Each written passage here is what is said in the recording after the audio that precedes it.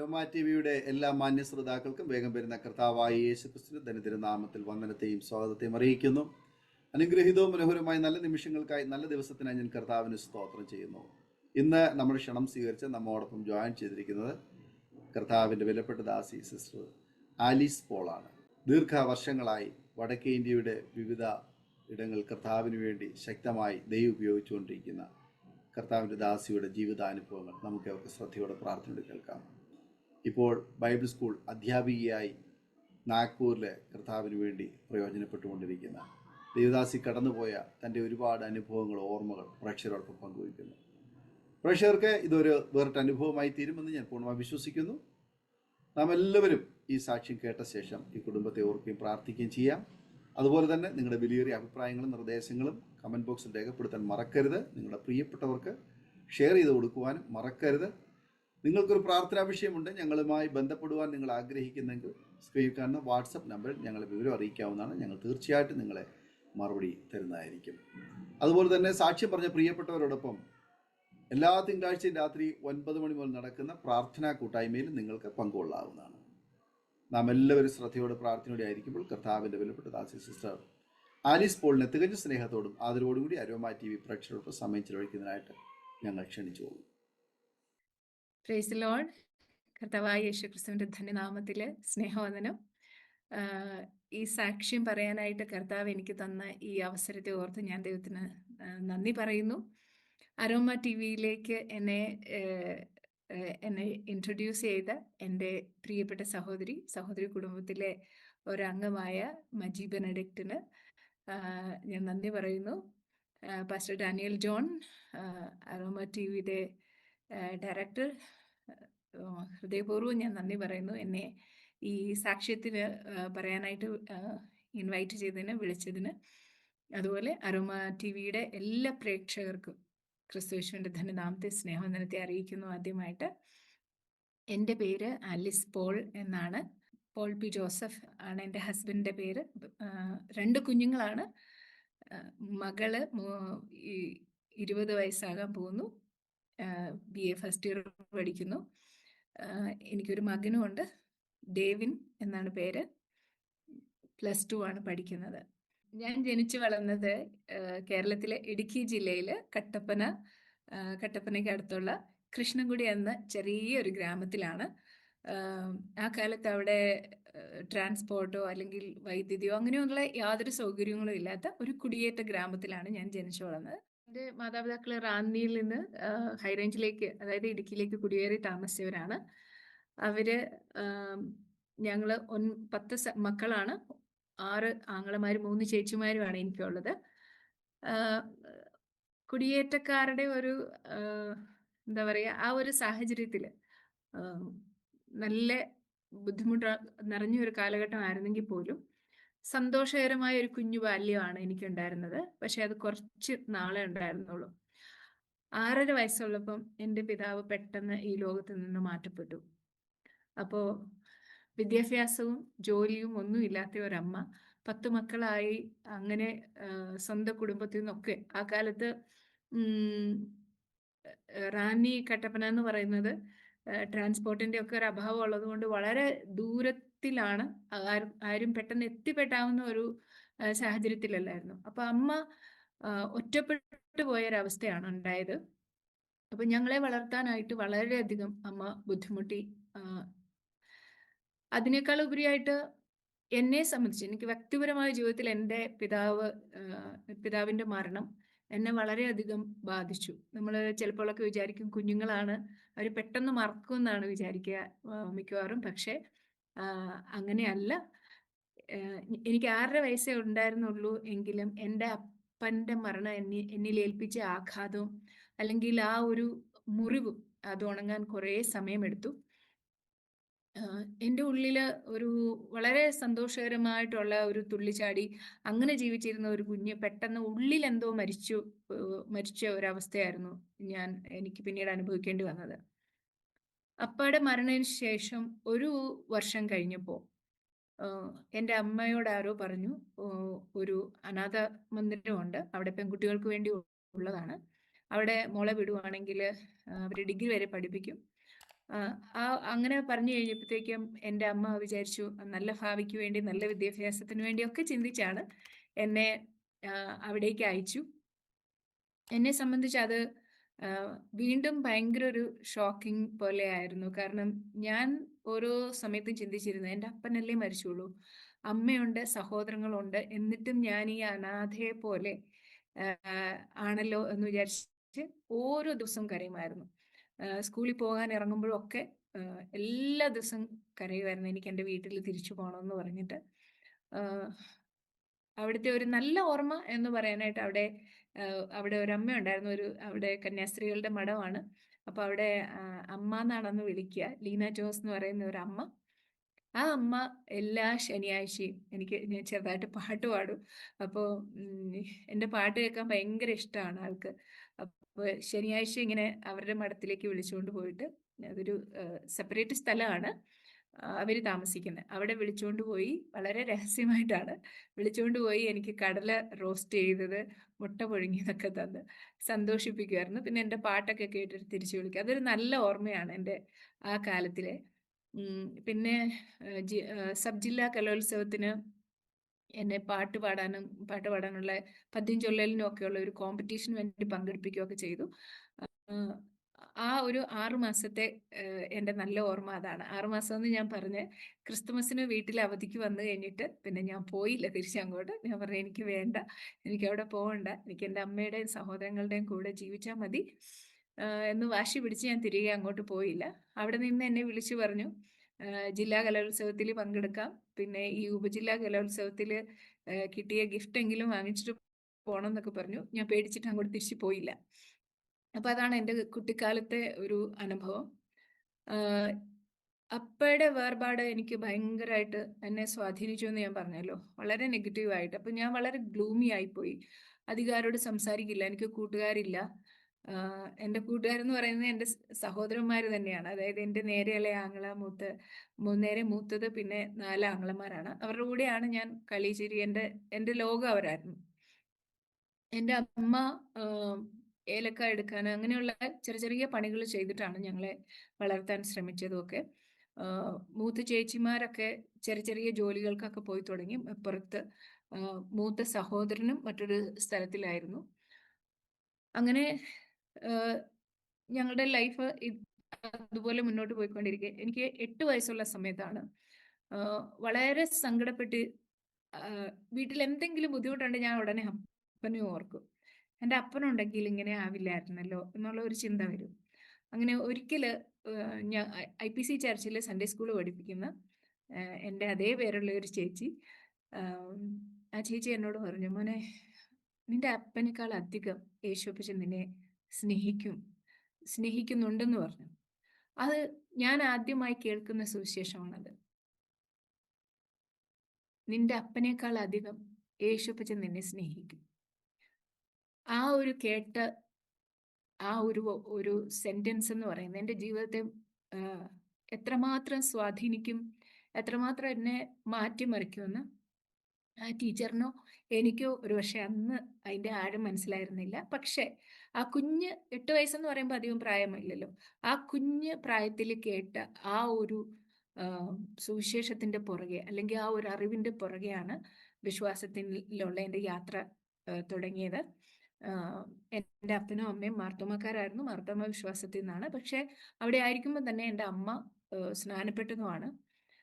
അമ്മയുടെ വിശ്വാസം എന്ന് പറയുന്നതാണ് എൻ്റെയും വിശ്വാസത്തിൻ്റെ ഒരു അടിസ്ഥാനം.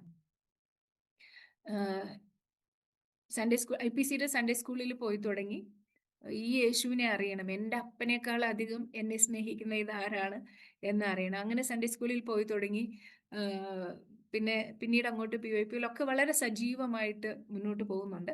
പക്ഷെ ഈ ഉള്ളിലുള്ള മുറിവ് അതങ്ങനെ തന്നെ തുടരുന്നുണ്ടായിരുന്നു. എന്ന് പറഞ്ഞാൽ അതൊരു അടക്കി വെച്ച പോലെ, അല്ലെ ബറീഡ് ആയതുപോലെ അങ്ങനെ ഉള്ളിലുണ്ടായിരുന്നു. എന്നാൽ അതേ സമയത്ത് തന്നെ എൻ്റെ അമ്മ ദൈവത്തിലുള്ള വിശ്വാസം എന്ന് പറയുന്നത് അടിയുറച്ച വിശ്വാസമാണ്. ഓരോ പ്രഭാതത്തിലും ഞങ്ങളുടെ മക്കളുടെ ഓരോരുത്തരുടെയും പേര് പറഞ്ഞ് പ്രാർത്ഥിക്കുന്നത് കേട്ടാണ് ഞങ്ങൾ ഉണരുന്നത്. ഓരോരുത്തരുടെയും പേര് പറയും, പിന്നെ ഒരു ഏങ്ങലാണ് കേൾക്കുക. അപ്പൊ ആ ഒരു കണ്ണീരിൽ കുതിർന്ന പ്രാർത്ഥനയാണ് എൻ്റെ വിശ്വാസ ജീവിതത്തിന്റെ അടിസ്ഥാനം എന്ന് പറയുന്നത്. ആ, വിശു പുതിയ നിയമത്തിന്റെ അല്ലെങ്കിൽ ക്രിസ്തുവിന്റെ സ്വഭാവത്തെക്കുറിച്ചൊക്കെ ഞാൻ കേട്ടിട്ടുള്ളതിലധികം കണ്ടത് എൻ്റെ അമ്മ ആണ്. അമ്മ അധികം ഇങ്ങനെ പറഞ്ഞൊന്നും തരുന്ന ഒരാളല്ല, പക്ഷെ കണ്ട് വിശ്വാസം പഠിച്ചു വളർന്ന ഒരാളാണ് ഞാൻ. അങ്ങനെ ആ കാലത്തെ ഒരു അനുഭവം കൂടെ ഞാൻ പറയാൻ ആഗ്രഹിക്കുന്നു. അത് ദൈവത്തിന്റെ കരുതലിനെ കുറിച്ചാണ്. അതിനകത്ത് ഒരു ചെറിയ നെഗറ്റീവ് ഇതുണ്ട്, അത് മൈൻഡ് ചെയ്യേണ്ട. പക്ഷെ ദൈവത്തിന്റെ കരുതൽ എങ്ങനെയാണ്? ഞങ്ങളുടെ സഭയിൽ, IPC സഭയിൽ അന്ന് ഒരു ഉപവാസ പ്രാർത്ഥന വെച്ചു. ഒരു ഭവനത്തിലാണ് ഉപവാസ പ്രാർത്ഥന. ഉച്ചവരെ പ്രാർത്ഥന കഴിഞ്ഞിട്ട് ഉച്ച കഴിഞ്ഞുള്ള സെഷൻ കഴിഞ്ഞിട്ട് എല്ലാ കുഞ്ഞുങ്ങളെയും ഭക്ഷണം കഴിക്കാനായിട്ട് വിളിച്ചിട്ട് പോയി. ഞങ്ങൾ രണ്ടുപേരും ഒഴികെ, ഞാനും എൻ്റെ ഇളയ ആങ്ങളെ. തീരെ കുഞ്ഞുങ്ങളാണ്, എനിക്ക് ഒരു 9 വയസ്സൊക്കെ കാണുമായിരിക്കും. അപ്പൊ എന്നേക്കാൾ ഇളയതാണ് എൻ്റെ ആങ്ങളെ, 4 വയസ്സിന് ഇളയതാണ്. ഞങ്ങളെ രണ്ടുപേരും മാത്രം വിളിച്ചില്ല. അപ്പോൾ ഞങ്ങളിങ്ങനെ അമ്മയുടെ മുഖത്തേക്ക് നോക്കി. അമ്മ മെല്ലെ ഞങ്ങളെ രണ്ടുപേരെയും ചേർത്ത് പിടിച്ച് നമുക്ക് പോകാം മക്കളെ എന്ന് പറഞ്ഞ് വീട്ടിലേക്ക് കൊണ്ടുപോയി. ഓൾറെഡി ഞങ്ങൾ വീട്ടിൽ 2 ദിവസമായിട്ട് ഉപവാസത്തിലാണ്. ഇത് ഭക്ഷണമില്ലാത്തതിൻ്റെ ഉപവാസത്തിലാണ്. അപ്പോൾ വളരെ സങ്കടം തോന്നി. ഞങ്ങൾക്ക് അറിയില്ല എന്താ സംഭവിക്കുന്നതെന്നൊന്നും അറിയില്ല. അപ്പോൾ പോകുന്ന വഴിക്ക് ഇങ്ങനെ കരഞ്ഞിട്ടൊക്കെ പോവുകയാണ്. എൻ്റെ ആ ചെറിയ ആങ്ങളെ നല്ല രീതിയിൽ കരയുന്നുണ്ട്. ഞാനിങ്ങനെ അമ്മയുടെ മുഖത്തോട്ട് നോക്കിയപ്പോൾ ഒരു ദൈന്യത അമ്മയുടെ മുഖത്ത് കണ്ടു, ഒരു നിസ്സഹായ അവസ്ഥ. ഞാനപ്പം മെല്ലെ കരച്ചിൽ നിർത്തി. എൻ്റെ ആങ്ങളെ നല്ലപോലെ കരയുന്നുണ്ട്.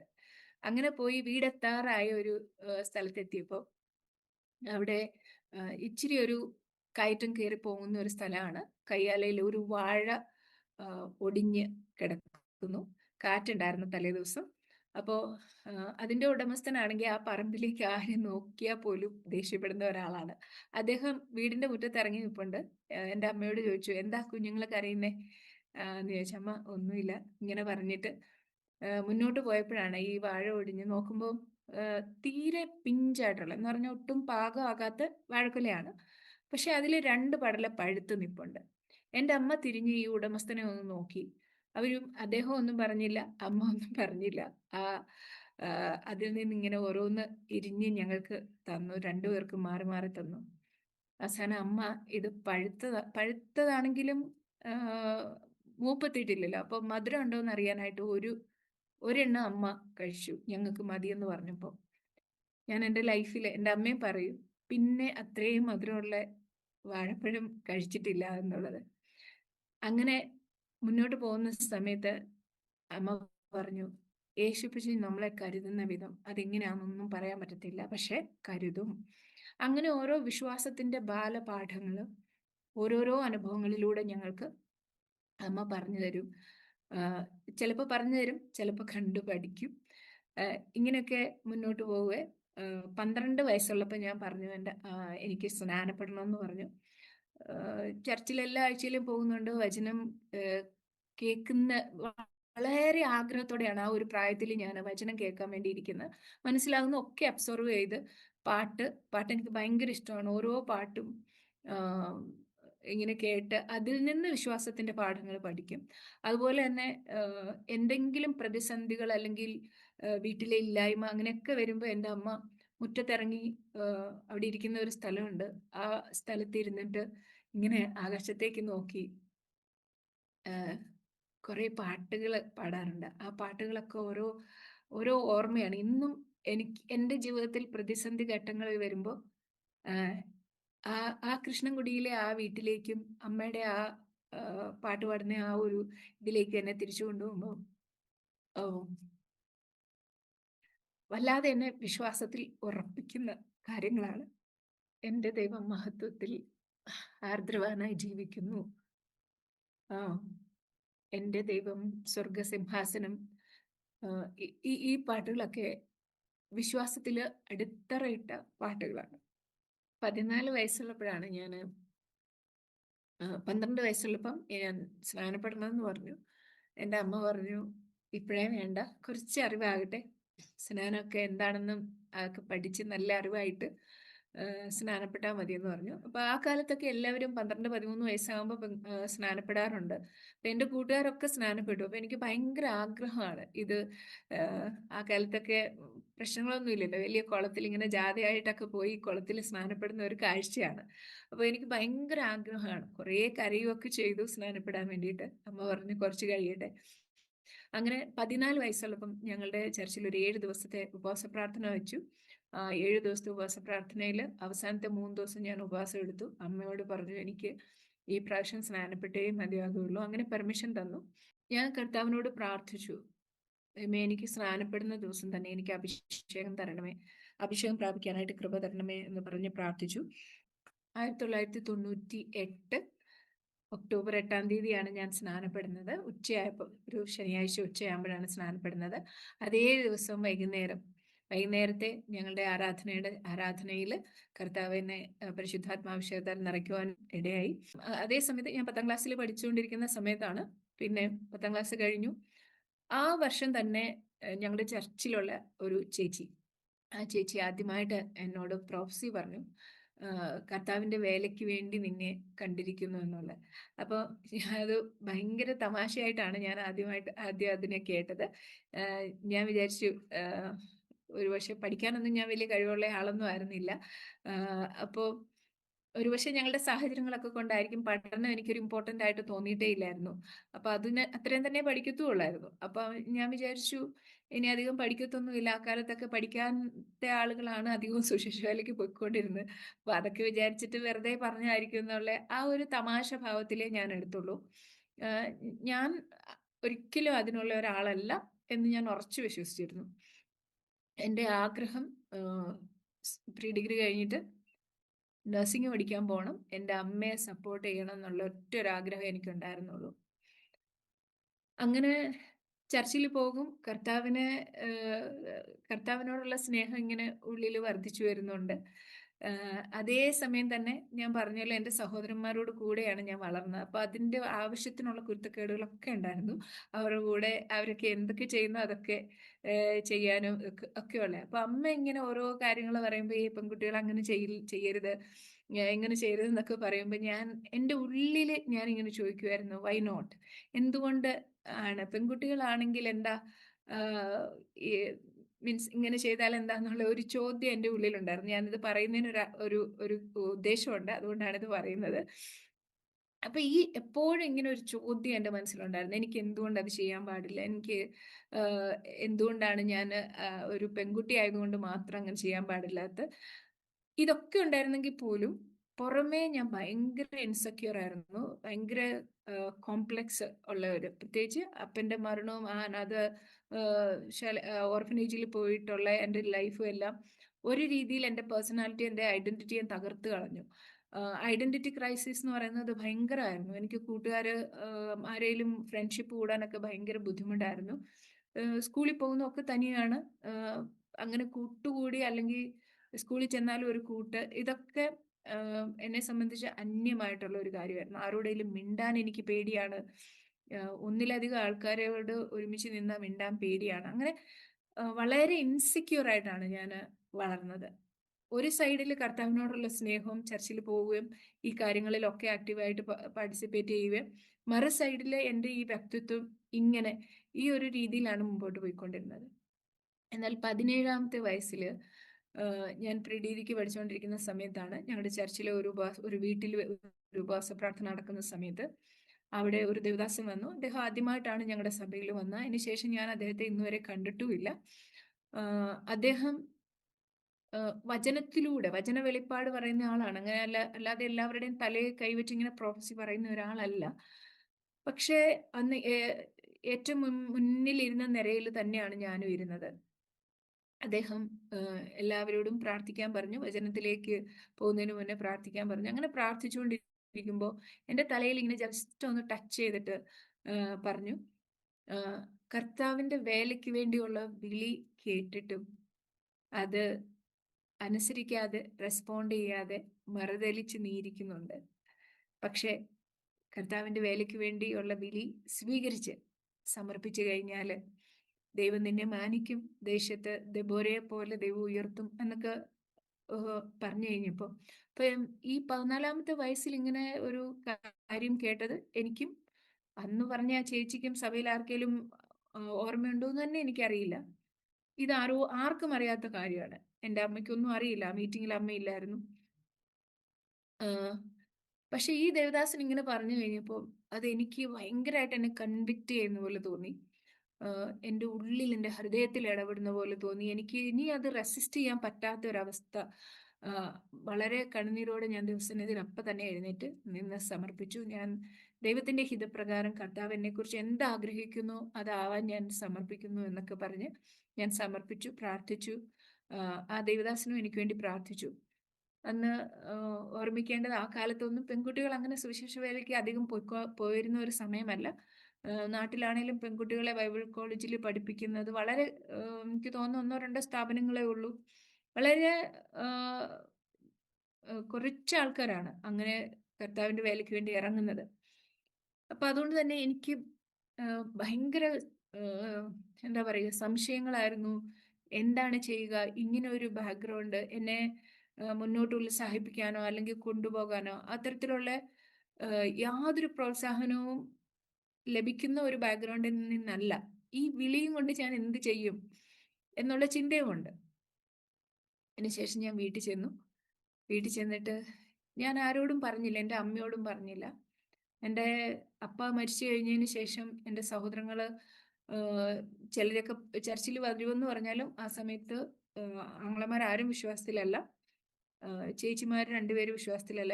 എൻ്റെ മൂത്ത ചേച്ചിയും ഞാനും അമ്മയും ഇളയ സഹോദരൻ ഇങ്ങനെ ചർച്ചിലൊക്കെ വരും. അങ്ങനെ ഉള്ളൂ, അത്രയും പേരേ ഉള്ളൂ വിശ്വാസത്തിൽ. അപ്പൊ എൻ്റെ സഹോദരന്മാരുടെ സപ്പോർട്ട് ഇല്ലാതെ എനിക്ക് ഒരു തീരുമാനം എടുക്കാൻ പറ്റത്തില്ല. ഞാനാണെങ്കിൽ വീട്ടില് സെക്കൻഡ് യങ്ങസ്റ്റ് ആണ്, 9ാമത്തെ ആളാണ്. അപ്പം മൂത്ത സഹോദരന്മാരുടെ അറിവോ സമ്മതമോ ഇല്ലാതെ ഒരു തീരുമാനങ്ങളും എടുക്കാൻ പറ്റത്തില്ല. ഞാൻ അങ്ങനെ വീട്ടിൽ ചെന്ന് ആ കാലത്ത് കർത്താവ് എന്നോട് സംസാരിക്കുന്നത്, അപ്പം ഭയങ്കര ആഗ്രഹമാണ് എനിക്ക് കർത്താവിൻ്റെ ശബ്ദം കേൾക്കണം, ദൈവത്തിൻ്റെ ഹിതം അറിയണം എന്നൊക്കെയുള്ള ഒരു ഭയങ്കര ആഗ്രഹമുണ്ട്. അപ്പോൾ കർത്താവ് എന്നോട് സംസാരിക്കുന്നത് എനിക്ക് ഒരു റെഫറൻസ് തരും. എന്ത് വിഷയത്തിൻ്റെ മേലിൽ ഞാൻ പ്രാർത്ഥിക്കുമ്പോഴും എനിക്ക് വചനത്തിൽ നിന്നൊരു റെഫറൻസ് തരും, അത് വായിക്കാൻ പറയും. അപ്പോൾ അത് വായിക്കുമ്പോൾ അതിൻ്റെ കൃത്യ ഉത്തരവായിരിക്കും. അപ്പോൾ ഇദ്ദേഹം ഈ ദേവദാസൻ ഇങ്ങനെ പറഞ്ഞുവെങ്കിലും ഒരു എൻ്റെ മനസ്സിൽ പിന്നെ വീട്ടിൽ ചെന്നപ്പോൾ ഒരു സംശയം, അദ്ദേഹം ഒരു മനുഷ്യനല്ലേ, ഇനി സ്വന്തം മനസ്സിൽ നിന്ന് പറഞ്ഞതാണോ എനിക്കറിയില്ലല്ലോ, അങ്ങനെയുള്ള സംശയങ്ങൾ വരാൻ തുടങ്ങി. അപ്പം ഞാൻ തീരുമാനിച്ചു ഉപവസിച്ച് പ്രാർത്ഥിക്കാം. ദൈവത്തിൻ്റെ ഹിതം വചനത്തിലൂടെ എന്നോട് ഇടപെടുമ്പോഴേ ഞാനത് സമ്പൂർണ്ണമായിട്ട് സമർപ്പിക്കുകയുള്ളൂ എന്ന് വിചാരിച്ച് ഞാൻ ഉപവസിച്ച് പ്രാർത്ഥിക്കാൻ തുടങ്ങി. ആദ്യത്തെ ദിവസം യെശയ്യാപ്രവചനം 42-ന്റെ 5 മുതൽ 8 വരെയുള്ള വചനങ്ങൾ കർത്താവ് എനിക്ക് തന്നു. അതിനകത്ത് കുരുട്ട് കണ്ണുകളെ തുറപ്പാനും ബദ്ധന്മാരെ കുണ്ടറയിൽ നിന്നും അന്ധകാരത്തിൽ ഇരിക്കുന്നവരെ കാരാഗ്രഹത്തിൽ നിന്ന് വിടുവിപ്പാനും ഞാൻ നിന്നെ നീതിയോടെ വിളിച്ചിരിക്കുന്നു. ഞാൻ യഹോവ, അത് തന്നെ എൻ്റെ നാമം. ഞാൻ എൻ്റെ സ്തുതി വിഗ്രഹങ്ങൾക്കും എൻ്റെ മഹത്വം വിഗ്രഹങ്ങൾക്ക് വിട്ടുകൊടുക്കുകയില്ല. ആ ഒരു വചനത്തിലൂടെ കർത്താവ് എന്നോട് സംസാരിച്ചു. അത് വാസ്തവമായിട്ടും ബൈബിളിൽ വെച്ചാണ് ഞാൻ വായിക്കുന്നെങ്കിലും കർത്താവ് എൻ്റെ മുമ്പിൽ നിന്നിട്ട് എന്നോട് വ്യക്തിപരമായിട്ട് സംസാരിക്കുന്ന പോലെ എന്നെ അത് കൺവിക്ട് ചെയ്തു. അപ്പോൾ ഞാൻ അന്നേരം ദൈവസന്നിധിയിൽ കണ്ണുനീരോടെ സമർപ്പിച്ചു. എനിക്ക് ആ വചനത്തിന്റെ ആഴമോ അർത്ഥമൊന്നും ആഴമായ രീതിയിലൊന്നും എനിക്ക് മനസ്സിലായില്ല. പക്ഷെ എനിക്ക് ഇത്രയും മനസ്സിലായി, എന്നെക്കുറിച്ച് കർത്താവിന് എന്തോ ഒരു ഉദ്ദേശമുണ്ട്, എന്തോ ചെയ്തെടുക്കണമെന്നുണ്ട്. അപ്പൊ ഞാൻ അതിനു വേണ്ടി സമർപ്പിച്ചു. പക്ഷെ ഒരാഴ്ച കഴിഞ്ഞപ്പോഴത്തേക്കും വീണ്ടും ഇതേ സംശയം. ഞാൻ ഒരു പെൺകൊച്ച്, ഞാൻ എന്തോ ചെയ്യാനാ? ആരും ഞങ്ങളുടെ ആ ദേശത്തു നിന്നും ആരും അങ്ങനെ ഈ എന്നോട് പ്രൊഫസി പറഞ്ഞ ആ ചേച്ചി ബൈബിൾ കോളേജിൽ പഠിക്കാൻ പോയി. രണ്ടാമത് ആ ചർച്ചയിൽ നിന്ന് ഞാനാണ്. അപ്പോൾ എങ്ങനെയാണ് എന്താണ് ഒന്നും ഒരു കാര്യം അറിയത്തില്ല. വീണ്ടും എനിക്ക് സംശയമായി.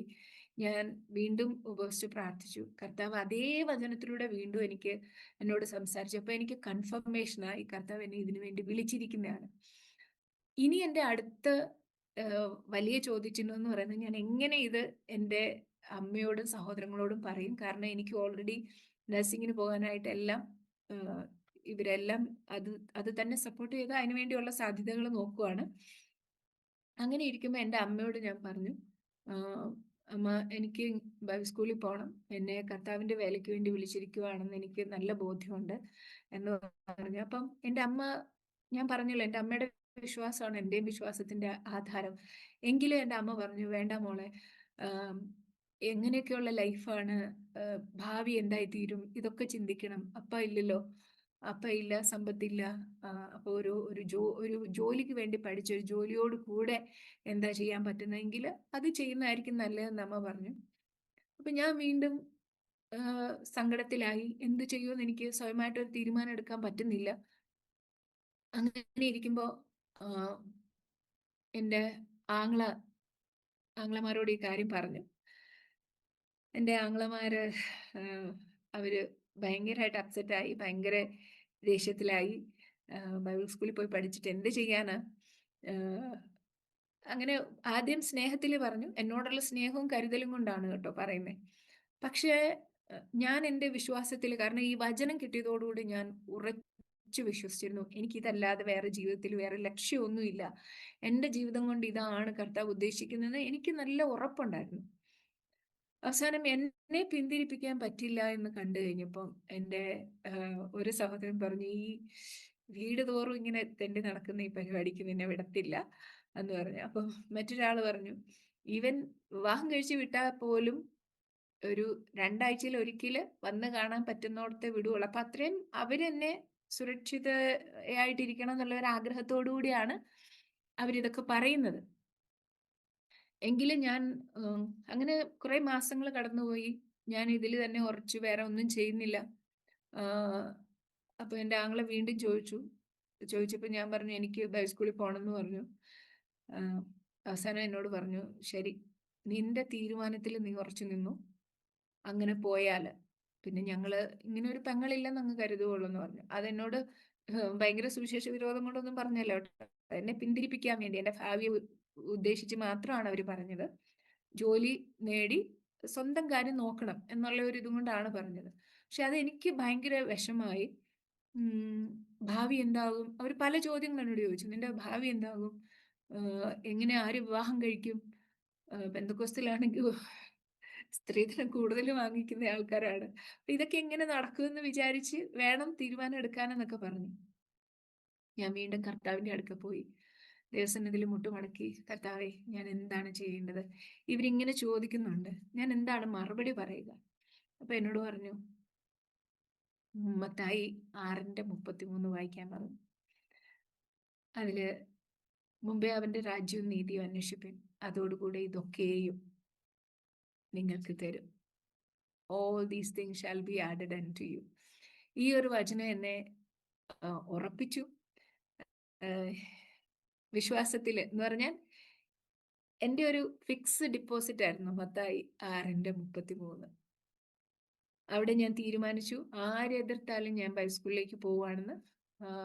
അങ്ങനെ ആ സമയത്ത് ഫ്രീ ആയിട്ട് ബൈബിൾ സ്കൂളിൽ പഠിപ്പിക്കുന്ന ബൈബിൾ സ്കൂളുകൾ കുറവാണ്. ഞാൻ അന്വേഷിച്ചപ്പം അടിമാലിയിൽ ഒരു ബൈബിൾ സ്കൂൾ ആ കാലത്ത് തുറന്ന് അധിക സമയമായില്ല, 1-2 ബാച്ച് കഴിഞ്ഞതേ ഉള്ളൂ. അപ്പൊ അവിടെ ഞാൻ അപ്ലൈ ചെയ്തു, അവിടെ അഡ്മിഷൻ എടുത്തു. അങ്ങനെ ബൈബിൾ സ്കൂളിലേക്ക് 17ാമത്തെ വയസ്സിൽ ഞാൻ പോയി. ഞാൻ പോകുമ്പോൾ എനിക്ക് എൻ്റെ കയ്യിൽ ഒരു 4 ജോഡി ഡ്രസ്സ്, 20 രൂപ, പിന്നെ മത്തായി 6:33. ഇതാണ് എൻ്റെ സമ്പാദ്യം ഞാൻ ബൈബിൾ സ്കൂളിലേക്ക് പോകുമ്പോൾ. അങ്ങനെയാണ് എൻ്റെ സുവിശേഷ വേലയ്ക്ക് വേണ്ടി സമർപ്പിക്കപ്പെട്ടതും എൻ്റെ യാത്ര തുടങ്ങിയതും ഈ ഒരു ബാക്ക്ഗ്രൗണ്ടിലാണ്.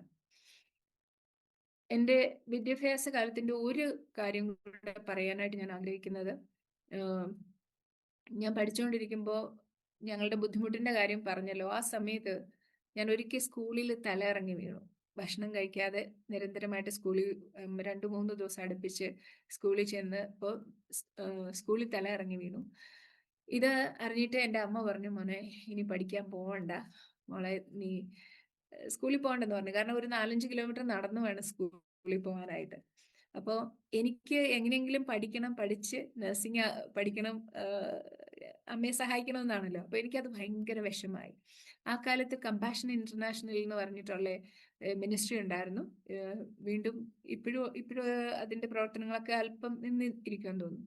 അതിലൂടെ ഞങ്ങളുടെ ചർച്ചിലെ സെക്രട്ടറി പറഞ്ഞിട്ട് എൻ്റെ അമ്മ അവിടെ കൊണ്ടുപോയി. ആ സമയത്ത് പാസ്റ്റർമാരുടെ അല്ലെങ്കിൽ മിഷണറിമാരുടെ മക്കൾക്ക്, അല്ലെങ്കിൽ ഫുള്ളി ഓർഫൻ ആയിട്ടുള്ള കുഞ്ഞുങ്ങൾക്ക് മാത്രമാണ് ഇത് സപ്പോർട്ട് ചെയ്യാറുണ്ടായിരുന്നത്. പക്ഷേ എൻ്റെ അമ്മയുടെ കഥ കേട്ടു. എന്നെയും എൻ്റെ ഇളയ ആങ്ങളയായിട്ടാണ് പോയത്. ഞങ്ങളോട് രണ്ടുപേരോടും അദ്ദേഹം സംസാരിച്ചു. രണ്ടുപേരോട് സംസാരിച്ചു കഴിഞ്ഞിട്ട് യൂഷ്വലി ഇതിങ്ങനെ ഒരാൾക്ക് പോലും തരാറില്ല. പക്ഷെ ഞാൻ അറിയിക്കാമെന്ന് പറഞ്ഞു വിട്ടു. കുറച്ച് നാൾ കഴിഞ്ഞപ്പോൾ എന്നെ എൻ്റെ ഇളയ ആങ്ങളെയും അതിലൂടെ സപ്പോർട്ട് ചെയ്ത് ഞങ്ങളുടെ സ്കൂൾ വിദ്യാഭ്യാസം പൂർത്തിയാക്കിയത്. ഈ കഥ പറയുന്നതിനും ഒരു റീസൺ ഉണ്ട്. പിന്നീട് ദൈവത്തിന്റെ വിശ്വസ്തത വലിയ രീതിയിൽ എനിക്ക് കാണിച്ചു തന്ന ഒരു എപ്പിസോഡാണത്. അങ്ങനെ ഞാൻ ബൈബിൾ സ്കൂളിൽ പോയി 2 വർഷത്തെ എൻ്റെ പഠനം പൂർത്തീകരിച്ചു. എൻ്റെ സഹോദരങ്ങളൊന്നും സപ്പോർട്ട് അല്ലായിരുന്നു ആ സമയത്ത്.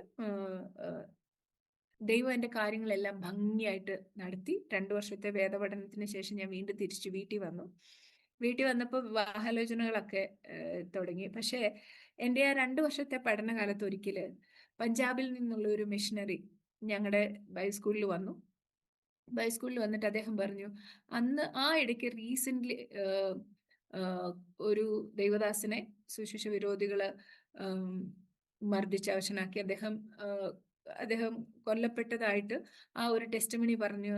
പിന്നെ അവിടുത്തെ വേലയെക്കുറിച്ചൊക്കെ വളരെ വിശദമായിട്ട് അദ്ദേഹം പറഞ്ഞിട്ട് ഞങ്ങൾ സ്റ്റുഡൻസിനെ ചാലഞ്ച് ചെയ്ത് ചോദിച്ചു, ആ മിഷണറി ഇന്ന് ജീവനോടെ ഇല്ല, പക്ഷേ നിങ്ങളിൽ ആര് അദ്ദേഹത്തിന് പകരമായിട്ട് അവിടെ പോകുമെന്ന് ചോദിച്ചു.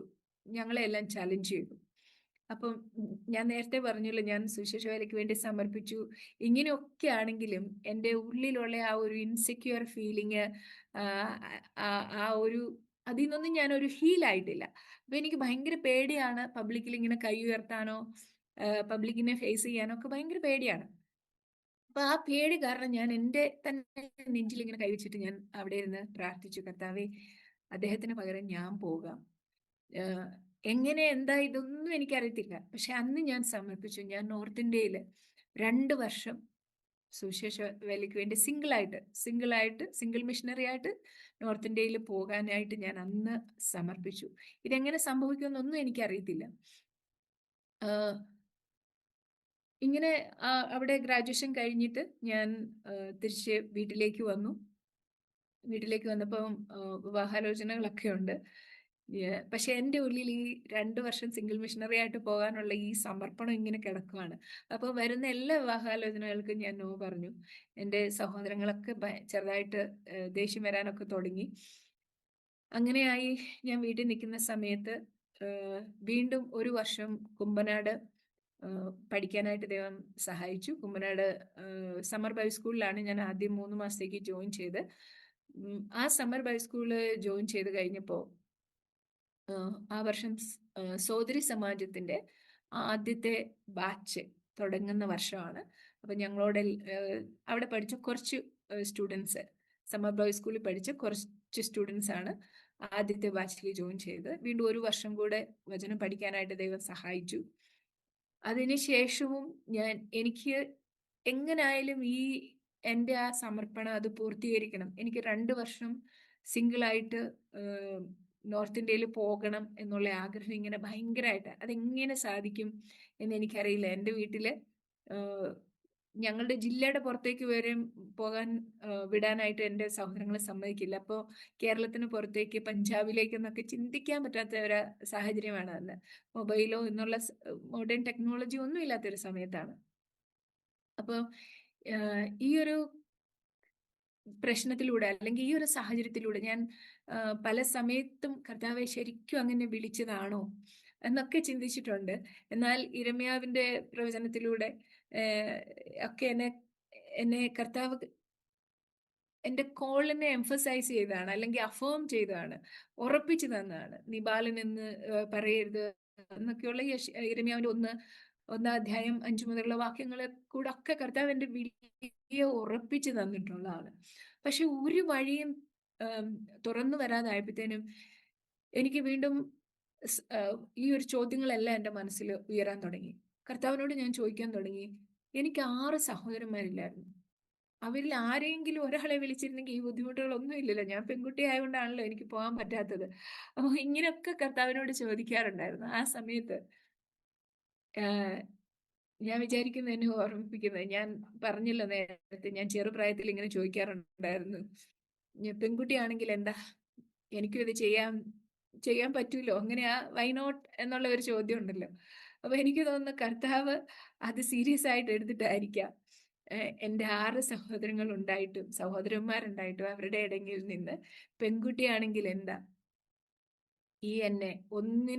ഞാൻ എന്നെ തന്നെ ഒന്നിനും കൊള്ളാത്ത ഒരാളെന്നാണ് ചിന്തിച്ചിരുന്നത്. അങ്ങനെയുള്ള ഒരാളെ കർത്താവ് തിരഞ്ഞെടുത്ത് ആ, കർത്താവിന്റെ വേലയ്ക്ക് വേണ്ടി ആക്കി എന്നുള്ളത് അത് വലിയൊരു പദവിയാണ്.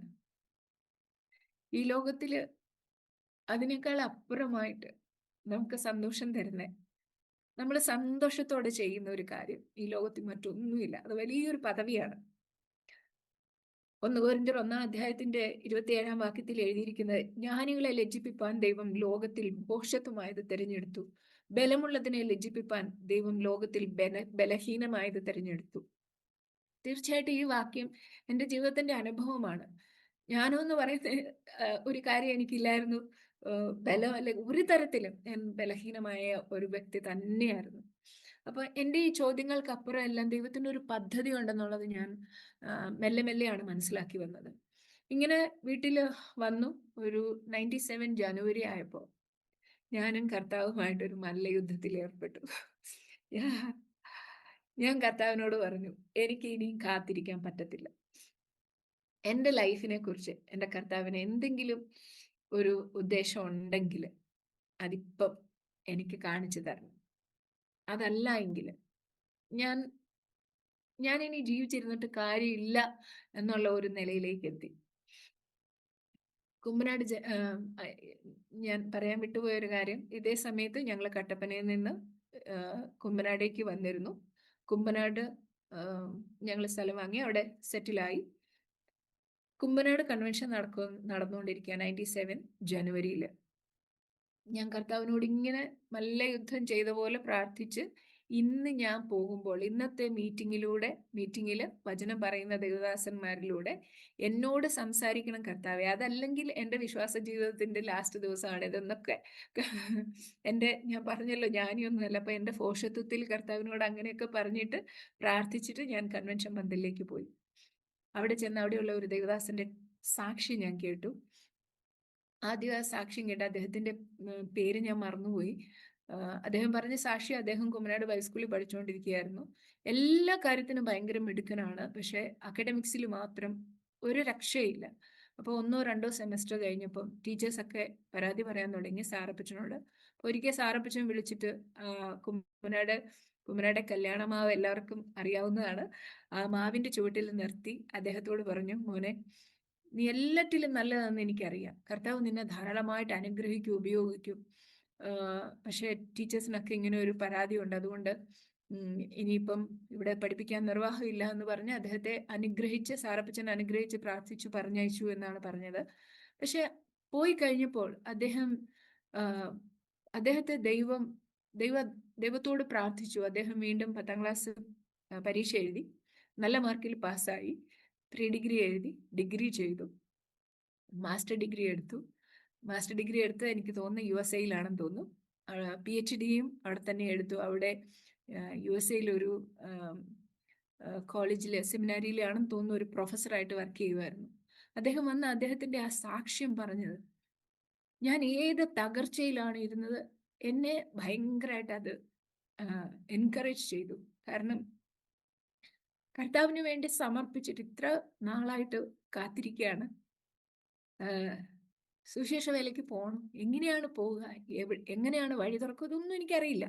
പക്ഷെ അദ്ദേഹത്തിന്റെ സാക്ഷ്യം കേട്ടപ്പോൾ എനിക്ക് മനസ്സിലായി, ദൈവം അത്ഭുതകരമായ വഴിയിലൂടെ താൻ തിരഞ്ഞെടുത്തവർക്ക് വേണ്ടി അത്ഭുതകരമായ വഴി തുറക്കും, അതിലൂടെ നടത്തും എന്നുള്ള ഒരു ഉറപ്പ് എനിക്ക് കിട്ടി. അതിനുശേഷം വചനം പ്രസംഗിച്ച ആള് വില്യം ലീ എന്ന് പറയുന്ന ആളായിരുന്നു, അദ്ദേഹമായിരുന്നു തോന്നുന്നു. അപ്പൊ അദ്ദേഹം പ്രസംഗിച്ചത് യിരെമ്യാവിന്റെ പുസ്തകത്തില്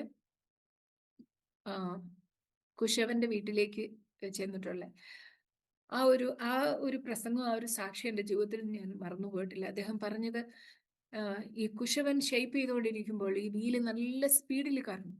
ആ കറങ്ങുമ്പോൾ ചിലപ്പോൾ ഈ മണ്ണ് തെറിച്ചു വീഴാൻ സാധ്യതയുണ്ട്. പക്ഷെ ആ കുശവൻ അതിനെ വിട്ടുകളയുകയില്ല, അതിനെ എടുത്ത് തിരിച്ചു വെച്ച് വീണ്ടും അതിനെ ഷെയ്പ്പ് വരുത്തി തൻ്റെ ഉദ്ദേശത്തിന് യോഗ്യമായ രീതിയിൽ മാനപാത്രമാക്കി തീർക്കും. ഈ രണ്ട് കാര്യങ്ങൾ കേട്ട് ഞാൻ അവിടെ കണ്ണുനീരോടെയാണ് ഇത് കേട്ടത്.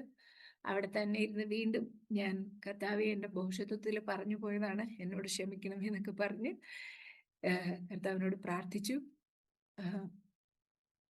എന്തു വന്നാലും, എത്ര കാത്തിരിക്കേണ്ടി വന്നാലും അങ്ങയുടെ വിളി വിട്ട് ഞാൻ പിന്നോട്ട് പോവില്ല എന്ന തീരുമാനമൊക്കെ എടുത്തു. ഫെബ്രുവരിയിൽ എനിക്ക് ഒരു കത്ത് ലഭിച്ചു. എൻ്റെ കൂടെ ഹൈസ്കൂളിൽ പഠിച്ച ഒരു സഹോദരനാണ്, നോർത്ത് ഇന്ത്യയിൽ ആണ് അദ്ദേഹം പറഞ്ഞു, ഇന്ത്യൻ ഇവാഞ്ചലിക്കൽ ടീമിലാണ് അദ്ദേഹം വർക്ക് ചെയ്തുകൊണ്ടിരുന്നത്. എന്നോട് പറഞ്ഞു, പെൺകുട്ടികൾക്ക് വേണ്ടി 24 മണിക്കൂറും ചെയിൻ പ്രെയർ ഉള്ള ഒരു ഗ്രൂപ്പുണ്ട്, പ്രെയർ ഗ്രൂപ്പുണ്ട് പഠാൻകോട്ട്. വരാൻ താല്പര്യമുണ്ടെങ്കിൽ കത്തയക്കാൻ പറഞ്ഞു. അപ്പം ഞാൻ കത്തയച്ചു. പക്ഷെ എനിക്കറിയാം, കത്തയച്ചാലും എൻ്റെ സഹോദരന്മാർ അങ്ങോട്ട് വിടാൻ ഒരു സാധ്യതയില്ലെന്ന് എനിക്കറിയാം. എങ്കിലും ഞാൻ കത്തയച്ചു. അപ്പോൾ ആ സമയത്ത് PG നാട്ടിൽ വരുന്നുണ്ടായിരുന്നു. ഞാൻ അദ്ദേഹത്തെ ഫോൺ ചെയ്ത് STD ബൂത്തിൽ പോയി ഫോൺ ചെയ്ത് സംസാരിച്ചു. എൻ്റെ സഹോദരന്മാരോട് ഞാൻ പറഞ്ഞു, എനിക്ക് PG ഒന്ന് കണ്ട് പ്രാർത്ഥിപ്പിക്കണമെന്ന് പറഞ്ഞിട്ടാണ് അദ്ദേഹത്തെ കാണാൻ പോയത്. ചെറിയൊരു യാക്കോബിനെ പോലെ ചെറിയൊരു ഉപായമൊക്കെ ചെയ്ത് പോയിട്ടാണ്. PG റെക്കമെൻഡേഷൻ ലെറ്റർ കണ്ടപ്പോൾ എൻ്റെ ആങ്ങള പറഞ്ഞു, 1 വർഷം കഴിയുമ്പോൾ അവളെ തിരിച്ചു വിടണമെന്ന് പറഞ്ഞു. അപ്പോൾ PG പറഞ്ഞു, ഇല്ല, ഞങ്ങൾ 2 വർഷം കഴിഞ്ഞിട്ട് തിരിച്ചു വിടുകയുള്ളൂ. 2 വർഷത്തെ കമ്മിറ്റ്മെൻ്റ് ആണ് വേണ്ടത്. എനിക്ക് ഭയങ്കര ഉള്ളിൽ സന്തോഷമാണ്, പക്ഷെ ഞാനൊന്നും കാണിക്കുന്നില്ല. അപ്പോൾ എൻ്റെ ആങ്ങള പറഞ്ഞു, ഇല്ല, 1 വർഷം കഴിഞ്ഞിട്ട് ഞങ്ങൾ വിവാഹം കഴിപ്പിച്ച് വിടാനായിട്ട് ആലോചിക്കുന്നുണ്ട്. അപ്പോൾ PG പറഞ്ഞു, ഓ, വിവാഹത്തിന് വേണ്ടിയിട്ടാണെങ്കിൽ നിങ്ങൾ 3 മാസം കഴിഞ്ഞ് വിളിച്ചാലും ഞങ്ങൾ തിരിച്ചയക്കാമെന്ന് പറഞ്ഞു. അത് എൻ്റെ ആങ്ങളയ്ക്ക് ഭയങ്കര സന്തോഷമായി. അങ്ങനെ ഒരു കരുതലുള്ള ഒരു ലീഡറാണല്ലോ എന്നുള്ള. അങ്ങനെയാണ് ഞാൻ എൻ്റെ നോർത്ത് ഇന്ത്യൻ യാത്ര തുടങ്ങിയത്. എൻ്റെ പ്രാർത്ഥന പോലെ, കാത്തിരുന്നത് പോലെ പഞ്ചാബിൽ പഠാൻകോട്ട് എന്ന അവിടെയാണ് ഒരു പ്രാർത്ഥനാ ഗ്രൂപ്പിലാണ് ഞാൻ ആദ്യമായിട്ട് വരുന്നത്. ഈ പ്രാർത്ഥനാ ഗ്രൂപ്പ് അല്ലെ 24 hours പ്രെയർ അല്ല എൻ്റെ കോൾ, എനിക്കറിയാം. 1-on-1 ഇവാഞ്ചലിസം ആണ് എൻ്റെ കോളെന്ന് ഞാൻ തിരിച്ചറിഞ്ഞത് ആ സമയത്ത്. അപ്പം വ്യക്തിപരമായ സുവിശേഷം അറിയിക്കുക, ഗ്രാമങ്ങളിലൊക്കെ പോയി സുവിശേഷം അറിയിക്കുക എന്നുള്ളതാണ് എൻ്റെ കോള്. പക്ഷേ ഇനി പ്രെയർ ഗ്രൂപ്പിലെങ്കിൽ അങ്ങനെയെങ്കിലും എനിക്ക് നോർത്ത് ഇന്ത്യയിൽ എത്തിപ്പെടുക എന്നുള്ള രീതിയിലാണ് ഞാൻ വന്നത്. പക്ഷെ ഞാൻ വന്നു കഴിഞ്ഞിട്ട് 1 മാസം കഴിഞ്ഞപ്പോൾ ചില പ്രത്യേക കാരണങ്ങളാൽ പ്രെയർ ഗ്രൂപ്പ് ക്ലോസ് ഡൗൺ ചെയ്തു. ആ സമയത്ത് എല്ലാവരും എന്നോട് പറഞ്ഞു, പുതിയതായിട്ട് ഉള്ള എല്ലാവരെയും തിരിച്ച് വീട്ടിലേക്ക് വിടും. ഒരു റിക്വയർമെന്റ്, അവർക്ക് ലേഡീസ് ടീമും ഉണ്ട് ഫീൽഡിൽ, ഇങ്ങനെ ചർച്ചുകളോട് ചേർന്ന് വർക്ക് ചെയ്യുന്ന 1-2 ലേഡീസ് ടീമുണ്ട്. ആ സമയത്ത് 2 അതിലധികമോ ലേഡീസ് ടീമുണ്ട്. അപ്പോൾ എന്നോട് അവിടെയുള്ള കുട്ടികൾ പറഞ്ഞു, ഇവിടെ 2 വർഷമെങ്കിലും വർക്ക് ചെയ്തവരെ അവർ ഫീൽഡിലേക്ക് വിടത്തുള്ളൂ എന്ന് പറഞ്ഞു. ഇത് കേട്ട് കഴിഞ്ഞപ്പം ഞാൻ വിചാരിച്ചു, ഞാൻ ഇത്ര അധികം യുദ്ധം ചെയ്ത്, ഇത്ര അധികം പ്രയാസപ്പെട്ട് ഇങ്ങോട്ട് വന്നിട്ട് ഇനി 1 മാസത്തിനുള്ളിൽ നാട്ടിലേക്ക് പോകുക എന്ന് പറഞ്ഞാൽ എൻ്റെ വിശ്വാസം എവിടെ, എൻ്റെ സഹോദരന്മാർക്ക് ചോദ്യം ചെയ്യും, ഇങ്ങനെ ഒത്തിരി ചോദ്യങ്ങൾ എൻ്റെ മനസ്സിലുണ്ടായി. ഞാൻ ആ പ്രാർത്ഥനാ ഹാളിൽ പോയിട്ട് വീണ് കിടന്ന് എൻ്റെ കർത്താവിനോട് പറഞ്ഞു, എൻ്റെ അപ്പ, എന്നെ തിരിച്ചുവിടരുത്. ഞാൻ അന്നത്തെ എൻ്റെ ഫൂളിഷ് മൈൻഡിൽ ഞാൻ ഇങ്ങനെ ചിന്തിച്ചു, ഇവരിനി എന്നെ പറഞ്ഞു വിട്ടാലും ഞാൻ തിരിച്ച് വീട്ടിൽ പോവില്ല. ഞാൻ എവിടെങ്കിലും ഒരു ചർച്ചിന്റെ പേരോ എന്തെങ്കിലും കണ്ടാൽ അവിടെ ഇറങ്ങിയിട്ട് അവരോട് ചെന്ന് അവരുടെ കൂടെ ഞാൻ കർത്താവിന്റെ വേല ചെയ്യുന്നൊക്കെയുള്ള ചിന്തകൾ എൻ്റെ മനസ്സിലുണ്ടായി. അപ്പോൾ ഇങ്ങനെ ചിന്തിച്ചുകൊണ്ടിരുന്ന കർത്താവിനോട് ഇങ്ങനെ പ്രാർത്ഥിച്ചുകൊണ്ടിരുന്നപ്പോൾ എന്നോട് പറഞ്ഞു, യെശയ്യാപ്രവചനം 41:10-11 വാക്യങ്ങൾ വായിക്കാൻ പറഞ്ഞു. അപ്പോൾ ഭയപ്പെടേണ്ട, ഞാൻ നിന്നോട് കൂടെയുണ്ട്. ഭ്രമിച്ച് നോക്കേണ്ട, ഞാൻ നിന്റെ ദൈവമാവുന്നു. എൻ്റെ നീതിയുള്ള വലങ്കൈ കൊണ്ട് ഞാൻ നിന്നെ താങ്ങും. ആ ഒരു വചനമൊക്കെ തന്നെ എന്നെ ബലപ്പെടുത്തി. എനിക്ക് നല്ല ഉറപ്പായി. എൻ്റെ അപ്പൻ എനിക്കൊരു വചനം തന്നു കഴിഞ്ഞാൽ എനിക്ക് അതിൽ ഞാൻ ഉറച്ചു നിൽക്കും, അതിൽ പിടിച്ചു നിൽക്കും. പിന്നെ എനിക്ക് സംശയമില്ല. ഞാൻ പറഞ്ഞല്ലോ, എൻ്റെ കർത്താവിനെ രക്ഷിതാവും കർത്താവുമായിട്ട് സ്വീകരിക്കുന്നതിന് മുന്നേ ഞാൻ യേശുവിനെ അറിഞ്ഞ എൻ്റെ അപ്പനായിട്ടാണ്. എൻ്റെ അപ്പൻ്റെ ആബ്സെൻസിൽ എൻ്റെ അപ്പനായിട്ടാണ് അറിഞ്ഞത്. ഇന്ന് വരെയും അപ്പ എന്ന് വിളിച്ചിട്ട് തന്നെയാണ് ഞാൻ പ്രാർത്ഥിക്കുന്നത്. ഞാൻ ദൈവമേ, എൻ്റെ ദൈവവും കർത്താവും ഒക്കെയാണ്, പക്ഷെ അപ്പ എന്ന് വിളിച്ച് പ്രാർത്ഥിക്കുന്നതാണ് എനിക്ക് ഭയങ്കര ഇഷ്ടം. ഉം. അപ്പൊ ഞാൻ ഇങ്ങനെ പറഞ്ഞു, അപ്പാ എനിക്ക് വേണ്ടി വഴി തുറക്കുമെന്ന് അങ്ങ് പറഞ്ഞിട്ടുണ്ട്, എനിക്ക് ഉറപ്പ് തന്നിട്ടുണ്ട്. എന്തായാലും അവിടുന്ന് എല്ലാവരെയും പറഞ്ഞു വിടേണ്ട സമയമായപ്പോൾ എന്നെ ഓഫീസിലേക്ക് വിളിപ്പിച്ച് അന്നത്തെ ജനറൽ സെക്രട്ടറി എന്നോട് പറഞ്ഞു, അലി സിസ്റ്ററിനെ നാട്ടിലേക്ക് വിടുന്നില്ല, ഡൽഹിയിലേക്ക് വിടാൻ പോകുമെന്ന് പറഞ്ഞു. എനിക്ക് ഭയങ്കര സന്തോഷമായി. എന്നെ മാത്രമേ ഫീൽഡിലേക്ക് വിട്ടുള്ളൂ, ബാക്കി എല്ലാവരെയും അവര് പറഞ്ഞ് മീൻസ് തിരിച്ചു വിട്ടു. ഡൽഹിയിലേക്ക് പോയി. അവിടെയാണ് ഞങ്ങളുടെ പ്രസിഡന്റും പ്രിയപ്പെട്ട PG അങ്കിളും ലിലി ആൻറ്റി എനിക്ക് ഭയങ്കര ഒരു എന്താ മാതൃക, ഒരു അമ്മയെ പോലെ ആയിരുന്നു. ഒരുപാട് ഒരുപാട് എന്നെ വളർത്തിയത് ആ ഒരു കുടുംബമാണ്. PG അങ്കിളും ആൻറ്റിയും അവരുടെ മക്കളും. ഇന്ന് ഞാൻ എന്തായിരിക്കുന്നോ അതിനൊക്കെ ഒരു കാരണം ആയി തീർന്നത് ഇന്ത്യൻ ഇവാഞ്ചലിക്കൽ ടീമും PG അങ്കിളും ആ ഫാമിലിയുമാണ്. ഞാൻ അവരോട് വളരെയധികം കടപ്പെട്ടിരിക്കുന്നു. അവിടെ ചെന്ന് ഏകദേശം 1 മാസം കഴിഞ്ഞപ്പം ആൻറ്റി എന്നോട് പറഞ്ഞു, ഉത്തർപ്രദേശിലെ കാൺപൂരിലേക്ക് ആലിസിനെ വിടാൻ പോവുക, ഇനി ഹിന്ദിയൊക്കെ അറിയണമല്ലോ, അപ്പം ഹിന്ദി പഠിക്കാൻ വേണ്ടി ഒരു 3 മാസത്തേക്ക് അവിടേക്ക് പോകാനായിട്ട് ശരിയെന്ന് പറഞ്ഞു. അങ്ങനെ ഞാൻ ഉത്തർപ്രദേശിലേക്ക് പോയി. അത് വേറെ ഒരു ഐറണിയാണ്. അതായത് ഞാൻ ഹൈസ്കൂളിൽ ഹിസ്റ്ററി പഠിക്കുന്ന സമയം തുടങ്ങി എനിക്ക് ഉത്തർപ്രദേശ് ഇഷ്ടമല്ലായിരുന്നു. എനിക്കിഷ്ടമില്ലാത്തൊരു അതെന്തുകൊണ്ടാണെന്ന് എനിക്കറിയത്തില്ല. ഉത്തർപ്രദേശ് എനിക്ക് ഇഷ്ടമില്ലാത്തൊരു സംസ്ഥാനമായിരുന്നു.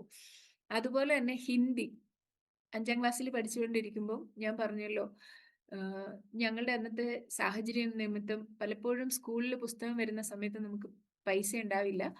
പൈസ ഉണ്ടായി വരുമ്പോഴത്തേക്കും പുസ്തകം തീർന്നു കാണും. ഇന്നത്തെ പോലെ എപ്പോഴും അവൈലബിൾ അല്ല. അപ്പം പുസ്തകമില്ലാത്ത പഠിക്കേണ്ടി വരുമ്പോൾ ഹോംവർക്ക് ചെയ്യാൻ ബുദ്ധിമുട്ടാവും. അങ്ങനെ നിരന്തരം ഹിന്ദി പഠിപ്പിക്കുന്ന സാറിൻ്റെ കയ്യിൽ നിന്ന് അടി മേടിച്ച ഒരു കുട്ടിയാണ് ഞാൻ. അതുകൊണ്ട് തന്നെ ഹിന്ദിയെ ഞാൻ വെറുത്തു പോയിരുന്നു. എങ്ങനെയോ 10ാം ക്ലാസ് വരെ പഠിച്ച് ഹിന്ദിയോട് ഗുഡ് ബൈ പറഞ്ഞ ഞാനാണ് ഇന്നിപ്പോൾ അതേ ഏത് വെറുത്ത സംസ്ഥാനം ഉത്തർപ്രദേശിലേക്ക് ഹിന്ദി പഠിക്കാനായിട്ട് ഞാൻ പോവുകയാണ്. അവിടെ ചെന്ന് കഴിഞ്ഞിട്ടപ്പോൾ എനിക്ക് ആ സമയത്ത് ഹിന്ദി പഠിക്കണം എന്നുള്ള ഒരു വലിയ പാഷനിലൊന്നും അല്ല പോകുന്നത്. പക്ഷെ സുവിശേഷം പറയണമെന്നുള്ള ആ വ്യഗ്രത എൻ്റെ ഉള്ളിലുണ്ട്.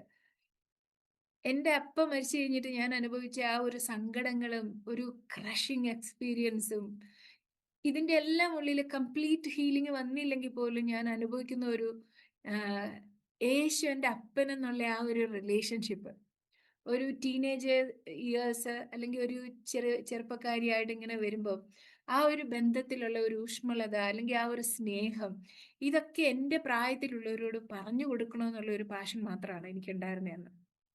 പക്ഷെ ഞാൻ UP ചെന്ന് കഴിഞ്ഞപ്പോൾ എനിക്ക് മനസ്സിലായി, അവിടെയുള്ളവർ ആരും ഞാൻ പറയുന്ന ഭാഷയിൽ അവർക്ക് മനസ്സിലാക്കാൻ പറ്റത്തില്ല. അപ്പോൾ ഇനി ഹിന്ദി പഠിച്ചേ മതിയാവും. അങ്ങനെ ഇതെങ്ങനെ പഠിച്ചെടുക്കും എന്നുള്ള ഒരു ചിന്തയായി. അങ്ങനെ ഇരിക്കുമ്പോൾ ഞങ്ങളുടെ ചർച്ചിൽ ഒരു എയർഫോഴ്സിൽ വർക്ക് ചെയ്യുന്ന ഒരു തെലങ്കാനയിലുള്ള ഒരാൾ ചാലഞ്ച് ചെയ്ത ഒരു കാര്യമാണ്.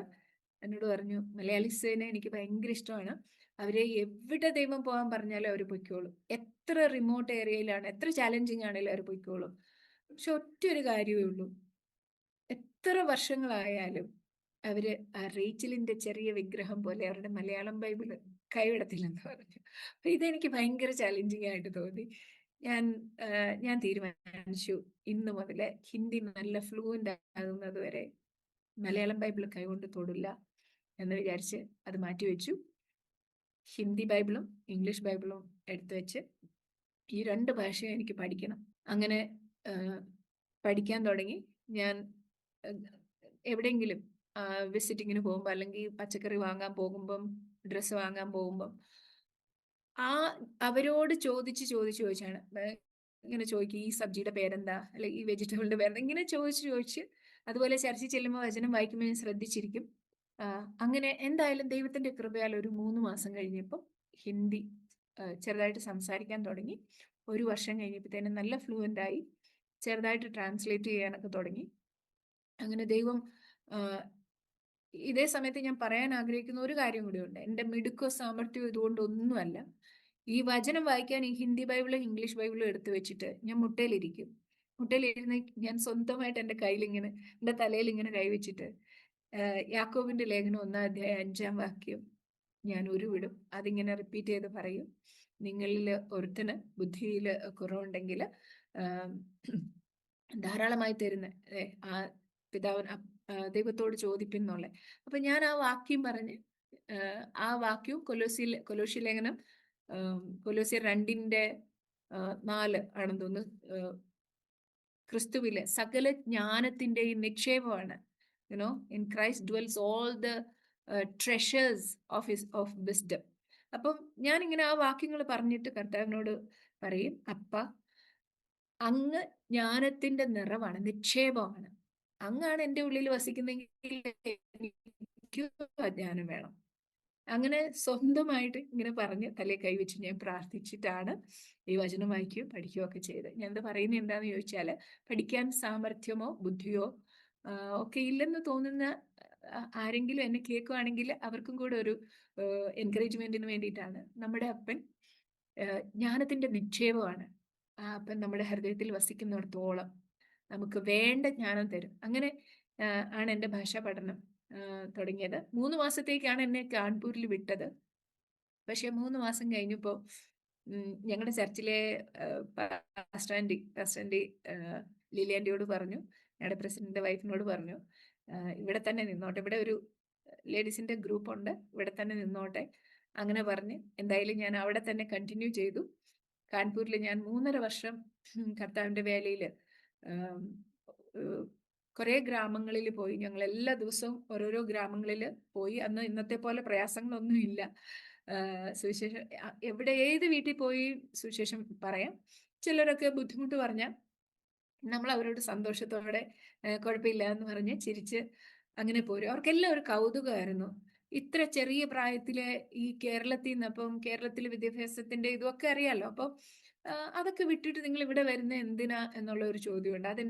എനിക്ക് അതിന് മറുപടി പറയുന്നത് ഞാൻ അനുഭവിക്കുന്ന സന്തോഷം, അല്ലെങ്കിൽ എനിക്ക് കർത്താവുമായിട്ടുള്ള ബന്ധമാണ്. അങ്ങനെ വളരെ സന്തോഷകരമായിട്ട് അവിടെ കർത്താവിന്റെ വേലയിലായിരിക്കാനായിട്ട് ദൈവം സഹായിച്ചു. ലോക്കൽ ചർച്ചിനോട് ചേർന്ന് ഞങ്ങളെല്ലാം ഒരു മൺഡേ ടു ഫ്രൈഡേ 5 ഗ്രാമങ്ങൾ ഞങ്ങൾ വിസിറ്റ് ചെയ്യുമായിരുന്നു. ബൈബിൾ സ്റ്റഡി കണ്ടക്ട് ചെയ്യുക, അങ്ങനെയുള്ള കാര്യങ്ങൾ, ചർച്ചിന്റെ ആക്ടിവിറ്റീസിലെല്ലാം വളരെ ആക്റ്റീവായിട്ട് പങ്കെടുക്കാനും, ഇന്റർസെസറി പ്രെയർ, പ്രാർത്ഥന, മധ്യസ്ഥ പ്രാർത്ഥന, വളരെ ശക്തമായ പ്രാർത്ഥനയും ഒക്കെ ആയിട്ട് അങ്ങനെ 3.5 വർഷം കർത്താവിന്റെ വേലയിലായിരിക്കാൻ ദൈവം എന്നെ സഹായിച്ചു. 97 ഞാൻ ഉത്തർപ്രദേശിൽ എത്തിയെന്ന് പറഞ്ഞല്ലോ. 2000 ഏപ്രിൽ മാസത്തില്. അപ്പൊ ഞാൻ എല്ലാ വർഷവും അവസാനം അല്ലെങ്കിൽ ഇടയ്ക്ക് ഒക്കെ ഇങ്ങനെ ഉപവാസം എടുത്ത് പ്രാർത്ഥിക്കും. കർത്താവെ തുടർന്ന് അങ്ങോട്ട് എന്താണ് അങ്ങയുടെ ഉദ്ദേശം, ഇങ്ങനെ ചോദിച്ച് പ്രാർത്ഥിക്കുമായിരുന്നു. 2000 ഏപ്രിൽ മാസത്തില് കർത്താവ് എനിക്കൊരു ദർശനം തന്നു. ഞങ്ങൾ ചർച്ചിലിരുന്ന് പ്രാർത്ഥിക്കുന്ന സമയത്ത് ഒരു ദർശനം തന്നു. ആ ദർശനം ഇങ്ങനെയായിരുന്നു. വിളഞ്ഞു കിടക്കുന്ന ഒരു ഗോതമ്പിന്റെ വയല്, അതിന്റെ അരികില് ഒരു സ്റ്റോർ ഹൗസ് ഉണ്ട്. ഞാൻ ഒറ്റയ്ക്ക് ഒരു അരിവാള പിടിച്ചിട്ട് ഇങ്ങനെ നിൽക്കുകയാണ്. അപ്പം ഞാൻ ഇങ്ങനെ നോക്കിയിട്ട് ഇത്രയും വലിയ വയല്, കണ്ണെത്താ ദൂരത്തുള്ള വയലാണ്. ഞാൻ തനിയെ എങ്ങനെ അപ്പ ഇത് കൊയ്തെടുക്കുന്നതെന്ന് ഇങ്ങനെ ഞാൻ കർത്താവിനോട് ചോദിക്കുകയാണ്. അപ്പം എന്നോട് പറയുകയാണ്, ഇനി ഇത് കൊയ്യുന്നത് നീയല്ല, നീ തനിയെ ഇത് കൊയ്യില്ല, നീ അനേകരുടെ കയ്യിൽ അരിവാള് കൊടുക്കും, കൊയ്യാനുള്ള ആയുധം കൊടുക്കും. അവര് പോയി കൊയ്ത് ആ കറ്റകളെല്ലാം ഈ സ്റ്റോർ ഹൗസിലേക്ക് കൊണ്ടുവരുമ്പോൾ നീ അവരോട് കൂടെ ചേർന്ന് സന്തോഷിക്കുമെന്ന് പറഞ്ഞു. എനിക്ക് ഒരു ഐഡിയയും മനസ്സിലായില്ല, ഇത് എന്തായിരിക്കും ഇങ്ങനെ പറയുന്നതെന്ന്. അപ്പൊ ഞാൻ വിചാരിച്ചു, മേ ബി ഒരു 50-60 വയസ്സൊക്കെ ആകുമ്പോൾ സുശേഷ വേലയിൽ ഒത്തിരി കാലം ആയി കഴിയുമ്പോഴത്തേക്കും അടുത്ത ജനറേഷനെ നമ്മൾ എന്തെങ്കിലുമൊക്കെ പറഞ്ഞു കൊടുത്ത് അങ്ങനെ ഒരു ഇതായിരിക്കും എന്ന് മാത്രം എടുത്തു. പക്ഷെ ഞാൻ പ്രാർത്ഥിച്ചു, ഞാൻ എൻ്റെ കൂട്ടാളികളോട് ഷെയർ ചെയ്തു. അപ്പൊ ആ ഒരു ദർശനം ഇങ്ങനെ കിടപ്പുണ്ട്. അതിനുശേഷം ആ വർഷം തന്നെ ഒക്ടോബർ മാസത്തിൽ ഞാൻ വീണ്ടും കാൺപൂരിൽ നിന്ന് ഡൽഹിയിലേക്ക് പോയി. ഡൽഹിയിൽ ചെന്ന് നവംബർ മാസത്തിൽ ഞാൻ വീണ്ടും ഉപവാസിരുന്ന് പ്രാർത്ഥിക്കുകയാണ്. കർത്താവെ, അടുത്ത വർഷം, പുതിയ വർഷത്തിൽ ഞാൻ എന്താണ് ചെയ്യേണ്ടത്, എന്താണ് അങ്ങയെ കുറിച്ച് ആഗ്രഹിക്കുന്നത്, ഇങ്ങനെ പറഞ്ഞ് പ്രാർത്ഥിക്കുന്ന സമയത്ത് കർത്താവ് എന്നോട് പറഞ്ഞു, യെശയ്യാ പ്രവചനം 42-ാം അധ്യായം വായിക്കാൻ പറഞ്ഞു. എനിക്ക് 42 അധ്യായം ഓൾറെഡി അറിയാലോ, അതെന്റെ കോളാണ് അതിനകത്ത്. അപ്പം കർത്താവ് പുതിയത് എന്തേലും എനിക്ക് തന്നാൽ നന്നായിരുന്നു എന്ന് പറഞ്ഞ് രണ്ടു മൂന്ന് പ്രാവശ്യം ഇങ്ങനെ വാദവിവാദമായപ്പോ ഓക്കെ ശരി എന്നാ വായിക്കാം എന്ന് വിചാരിച്ച് ഇത് വായിക്കുമ്പോൾ എൻ്റെ സ്തുതി നീ നിങ്ങൾ ദ്വീപുകളിൽ പ്രസ്താവിക്കും എന്നുള്ള ആ ദ്വീപുകൾ എന്നുള്ള വാക്കുകൾ ആവർത്തിച്ച് അതിനകത്ത് വരുന്നുണ്ട്. അത് വരുമ്പോൾ എനിക്ക് തോന്നുന്നു ഇതെന്റെ ഈ പുസ്തകത്തിനകത്തുനിന്ന് എൻ്റെ ഹൃദയത്തിലേക്ക് ഇങ്ങനെ ജമ്പ് ചെയ്ത് വരുന്ന ഒരു ഫീലിംഗ് ആണ് ഇത്. തിയോളജിക്കൽ ഹെർമനറ്റിക്കൽ ഇന്റർപ്രിട്ടേഷന്റെ ലിമിറ്റിലൊക്കെ വരുമ്പോൾ ചിലരൊക്കെ കളിയാക്കാനായിട്ട് ഉപയോഗിക്കുന്ന ഒരു രീതിയാണിത്. പക്ഷെ എന്നെ സംബന്ധിച്ച് എനിക്ക് മനസ്സിലായി കർത്താവ് എന്നോട് എന്തോ അതിനകത്തുനിന്ന് പറയാൻ ഉദ്ദേശിക്കുന്നുണ്ടെന്ന്. ഞാൻ എന്നിട്ട് ഓർത്ത് മേ ബി അണ്ടമാൻ നിക്കോബറിൽ അവിടെ കാണാൻ കർത്താവിനെ വിടാനുള്ള പ്ലാൻ ആയിരിക്കും എന്നൊക്കെ വിചാരിച്ചു. എനിവേ ഞാൻ പ്രാർത്ഥിച്ച് കർത്താവിന്റെ കയ്യിൽ തന്നെ ദൈവത്തിന്റെ ഇഷ്ടത്തിന് എന്നെ ഏൽപ്പിച്ചു കൊടുത്തു. 2002 ജൂൺ മാസമായപ്പോൾ ഞങ്ങളുടെ ഓഫീസിൽ നിന്ന് എനിക്കൊരു കോള് വന്നു, സിസ്റ്റർ പാസ്പോർട്ടിന് വേണ്ടി അപ്ലൈ ചെയ്യണം, ന്യൂസിലൻഡിലേക്ക് ഒരു കോഴ്സ് ചെയ്യാനായിട്ട് വിടാൻ അങ്കിള് പറഞ്ഞിട്ടുണ്ട് എന്ന് പറഞ്ഞു. അങ്കിളിന്റെ മോളാണ് ഇതിന്റെ ഇത് ആപ്ലിക്കേഷനും ഒക്കെ ആയിട്ട് വരുന്നത്. ഞാൻ പറഞ്ഞല്ലോ അന്നും എനിക്ക് യാതൊരു ഇങ്ങനെയുള്ള കാര്യങ്ങളൊന്നും അറിയത്തില്ല. ഒരു പൊട്ടിയെ പോലെ കർത്താവ് പറയുന്നത് ചെയ്ത് ഇങ്ങനെ അങ്ങ് പോകുക എന്നുള്ളതാണ്. അപ്പൊ ഈ ആപ്ലിക്കേഷനുമായിട്ട് വരുമ്പോൾ ഞാൻ ആദ്യം ചോദിക്കുന്നത് ന്യൂസിലൻഡ് ദ്വീപാണോ എന്നാണ് ചോദിക്കുന്നത്. അപ്പോൾ പുള്ളിക്കാരി പറഞ്ഞു അതേലോ 2 ദ്വീപാണ് ന്യൂസിലൻഡ് എന്ന് പറഞ്ഞു. അപ്പോൾ എനിക്ക് ഭയങ്കര സന്തോഷമായി, കൺഫർമേഷനായി കർത്താവ് തുറക്കുന്ന ഒരു വഴിയാണെന്ന്. ഞാൻ ഇന്ന് ദൈവത്തോട് പ്രാർത്ഥിച്ചു. ഡൽഹിയിലാണ് ഈ പാസ്പോർട്ടിന് അപ്ലൈ ചെയ്യേണ്ടത്. അപ്പോൾ അവിടുത്തെ അറിയാലോ, കൈക്കൂലിയൊന്നും കൊടുക്കാതെ ഒരു കാര്യം നടക്കത്തില്ല. ഞാൻ കർത്താവിനോട് പ്രാർത്ഥിച്ചു, എനിക്കൊരു കൺഫർമേഷൻ വേണം. അങ്ങയുടെ ഹിതമാണെങ്കിൽ അങ്ങ് തന്നെ വഴികൾ തുറക്കണം. ഞാൻ കൈക്കൂലി കൊടുക്കില്ല. പോലീസ് വെരിഫിക്കേഷൻ വരുമ്പോൾ അവർക്കും കൈക്കൂലി കൊടുക്കില്ല. ഇങ്ങനെ പറഞ്ഞ് ഞാൻ പ്രാർത്ഥിച്ചു, സബ്മിറ്റ് ചെയ്തു. ആദ്യം റിജക്റ്റ് ആയി. രണ്ടാമത്തെ വെരിഫിക്കേഷന് വന്ന ആളെ കണ്ടപ്പോഴേ ഞങ്ങളുടെ ഓഫീസിലെ ഉള്ള ആൾക്കാർ പറഞ്ഞു ഇദ്ദേഹം ഒട്ടും തരില്ല, പ്രതീക്ഷിക്കേ വേണ്ടെന്ന് പറഞ്ഞു.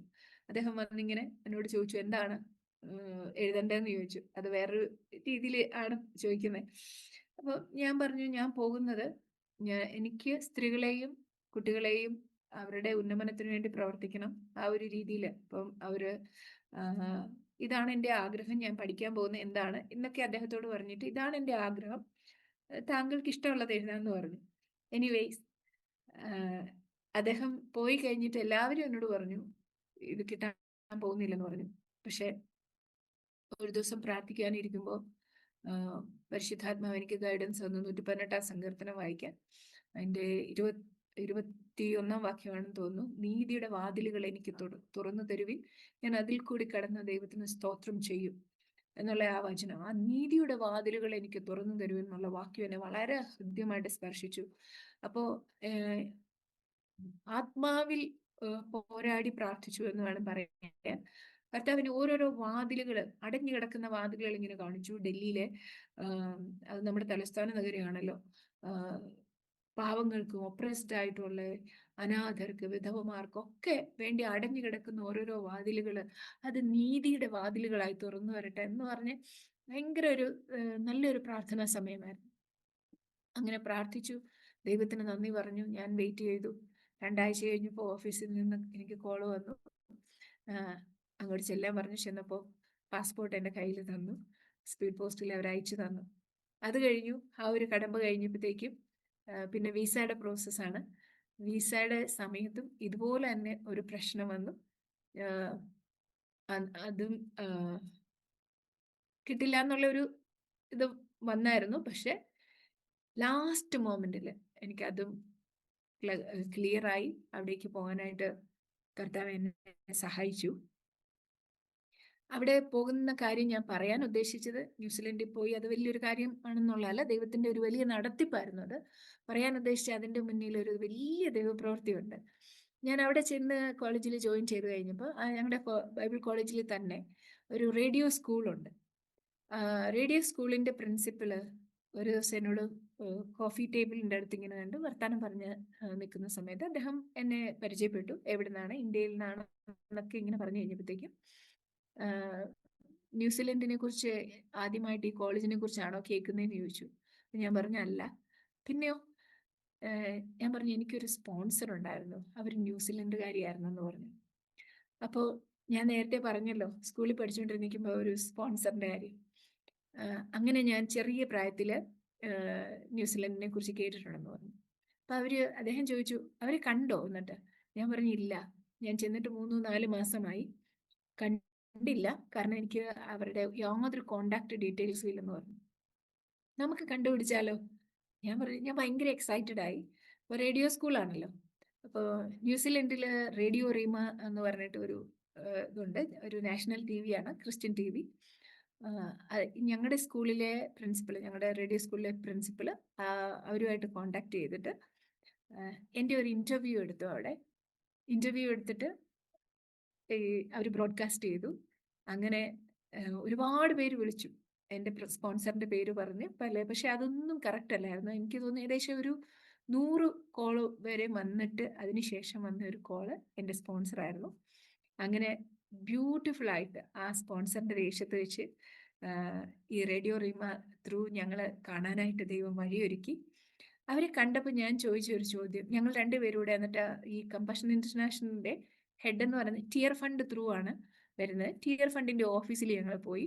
ഞാൻ നോക്കുമ്പോൾ വലിയൊരു ടേബിളാണ് അവിടെ ഒരുപാട് കുഞ്ഞുങ്ങളുടെ ഫോട്ടോ പ്രൊഫൈൽ ഇങ്ങനെ നിരത്തി വെച്ചിട്ടുണ്ട്. എന്നിട്ട് ഞാൻ അവരോട് ചോദിച്ചു, ഇത്ര അധികം കുഞ്ഞുങ്ങളുടെ ഫോട്ടോ എപ്പോഴും ഇതിൽ ഡിസ്പ്ലേ ചെയ്ത് വെച്ചിട്ടുണ്ടല്ലോ, അതിൻ്റെ ഇടയ്ക്കൊന്ന് എൻ്റെ ഫോട്ടോ എന്തുകൊണ്ടാണ് തിരഞ്ഞെടുത്തതെന്ന് ചോദിച്ചു.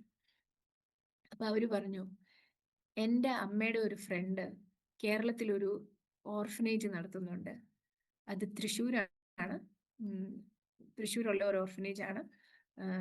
ഫിലിസ് എന്ന് പറയുന്നത് നമ്മുടെ വനിതയിലൊക്കെ അവരുടെ ഫീച്ചർ സ്റ്റോറി വന്നിട്ടുണ്ട്. എൻ്റെ അമ്മയുടെ കൂട്ടുകാരിയായിരുന്നു. ഞാൻ വിചാരിച്ചു ഏതെങ്കിലും സമയത്ത് ആ ഓർഫനേജിൽ പോകാൻ പറ്റിയാൽ നാട്ടിൽ വരുമ്പോൾ ഞാൻ സ്പോൺസർ ചെയ്യുന്ന കുട്ടിയെ കാണാമല്ലോ എന്ന് വിചാരിച്ചിട്ടാണ് കേരളത്തിൽ നിന്നുള്ള ഒരു കുട്ടിയെ ഞാൻ സെലക്ട് ചെയ്തതെന്ന് പറഞ്ഞു. പക്ഷെ ദൈവത്തിൻ്റെ വഴി അതല്ലായിരുന്നു. അവരിങ്ങോട്ട് വന്ന് സ്പോൺസർ ചെയ്ത കുട്ടിയല്ല കണ്ടത്.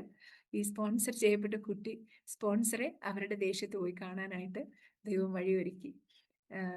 ടിയർ ഫണ്ടിൻ്റെ ആള് എന്നോട് പറഞ്ഞു, ഈ ഞങ്ങളുടെ ചരിത്രത്തിൽ ഇങ്ങനെ ഒരു സ്റ്റോറി ഞങ്ങൾ കേട്ടിട്ടില്ല.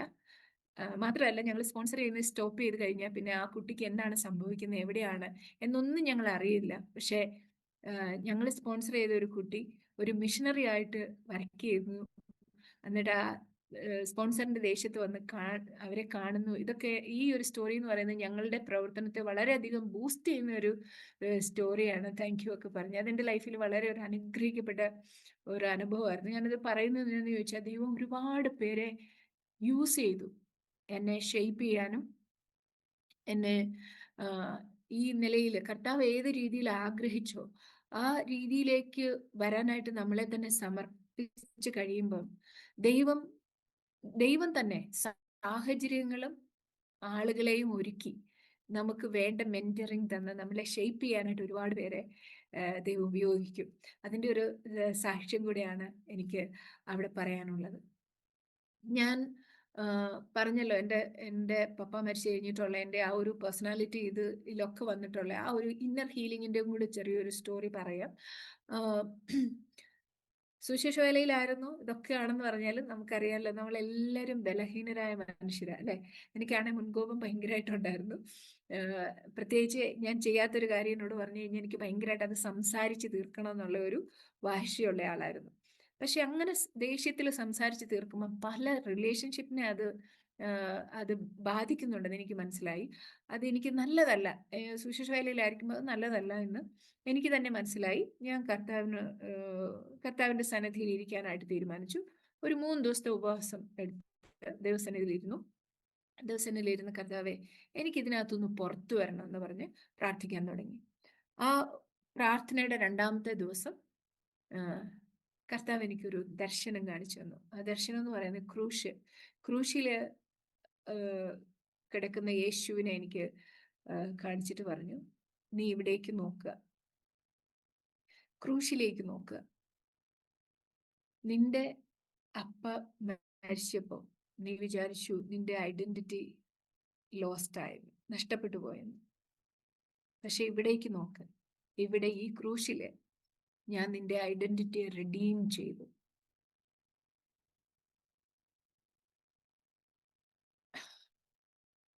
ആ ഒരു എൻകൗണ്ടർ ആണ് എൻ്റെ ചൈൽഡ്ഹുഡ് എല്ലാ സ്കാറ് അപ്പൻ നഷ്ടപ്പെട്ട. അപ്പം സത്യം പറഞ്ഞാൽ എനിക്ക് അതുവരെ അറിയില്ലായിരുന്നു എൻ്റെ ഈ ഇങ്ങനെയുള്ള കാര്യങ്ങളെല്ലാം, എൻ്റെ ഇൻസെക്യൂരിറ്റി അല്ലെങ്കിൽ ഈ മുൻകോപം, ഇതെല്ലാം ഈ ഒരു ഇൻസിഡന്റിനോട് അറ്റാച്ച്ഡ് ആണ് എന്നുള്ളത് എനിക്കറിയില്ലായിരുന്നു. അത് കർത്താവ് എന്നെ അന്ന് പറഞ്ഞ് ഹീൽ ചെയ്തപ്പോഴാണ് എനിക്ക് മനസ്സിലാവുന്നത് അതിനോട് അറ്റാച്ച്ഡ് ആണ് എൻ്റെ ഈ പ്രശ്നങ്ങളെല്ലാം എന്ന്. അന്ന് ആ ക്രൂശിന്റെ ചുവട്ടിൽ എന്നെ സമർപ്പിച്ച് ഞാൻ പ്രാർത്ഥിച്ചു. ആ ദിവസം ഞാൻ വേറെ ഒരാളായിട്ട് മാറുകയായിരുന്നു. വേറെ ഞാൻ ആ പഴയ വ്യക്തിയേ അല്ല. പിന്നീട് അവിടെ നിന്നോട് എൻ്റെ ലൈഫ് പറഞ്ഞാൽ അവിടെയാണ് എനിക്ക് കംപ്ലീറ്റ് ആയിട്ടൊരു ഹീലിംഗ്, ഒരു ഇന്നർ ഹീലിംഗ് സംഭവിച്ചത്. ഇനി ന്യൂസിലൻഡിൽ എൻ്റെ പഠിത്തം കഴിഞ്ഞിട്ട് 2003 ഡിസംബറിൽ ഞാൻ തിരിച്ചു വന്നു.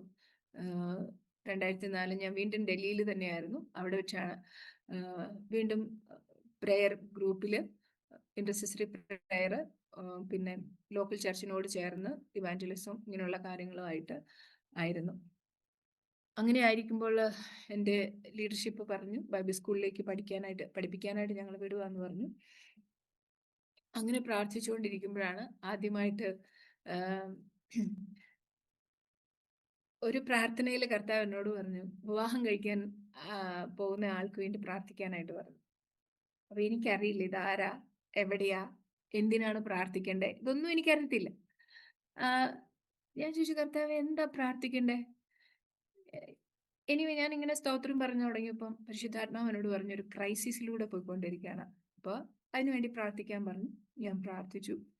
വീണ്ടും 2 മാസം കഴിഞ്ഞപ്പോൾ വീണ്ടും ഇതേ കാര്യം റിപ്പീറ്റ് ചെയ്തു. അപ്പോൾ വീണ്ടും ഞാൻ ചോദിച്ചു, ഇപ്പോഴെന്താണ് കർത്താവേ, ഇനി എന്താണ് പ്രാർത്ഥിക്കേണ്ടേ? അപ്പം മിനിസ്ട്രിയിൽ വലിയൊരു ഷിഫ്റ്റ് ഉണ്ടാകാൻ പോവാണ്, ജിയോഗ്രഫിക്കലി മിനിസ്റ്റീരിയലി. അങ്ങനെ ഒരു ഷിഫ്റ്റ് ഉണ്ടാകാൻ പോകുന്നു. ഞാൻ അതും പ്രാർത്ഥിച്ചു.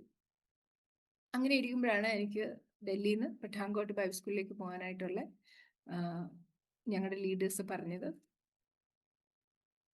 പോകുന്ന സമയത്ത് എൻ്റെ ലോക്കൽ ചർച്ചിലെ പാസ്റ്റർ അദ്ദേഹത്തിൻ്റെ ഭാര്യയുമായിട്ട് വന്ന് എനിക്ക് വേണ്ടി പ്രാർത്ഥിച്ചു കഴിഞ്ഞിട്ട് പറഞ്ഞു, അലി സിസ്റ്ററെ, അവിടേക്ക് മിനിസ്ട്രിക്ക് വേണ്ടിയിട്ടാണ് പോകുന്നത്, പക്ഷേ അവിടെ ചെല്ലുമ്പോൾ ഒരു വിവാഹ കാര്യവും കർത്താവ് കൊണ്ടുവരും, എല്ലാത്തിനോടും നോ പറഞ്ഞതുപോലെ ഇതിനോട് നോ പറയരുത് കേട്ടോ എന്നിങ്ങനെ പറഞ്ഞിട്ടാണ് എന്നെ അങ്ങോട്ട് വിടുന്നത്. അപ്പം അവിടെ ചെന്ന് കഴിഞ്ഞ് ബൈബിൾ സ്കൂളിൽ ചെന്നു, അവിടെ പഠിപ്പിക്കാനായിട്ടൊക്കെ തുടങ്ങി.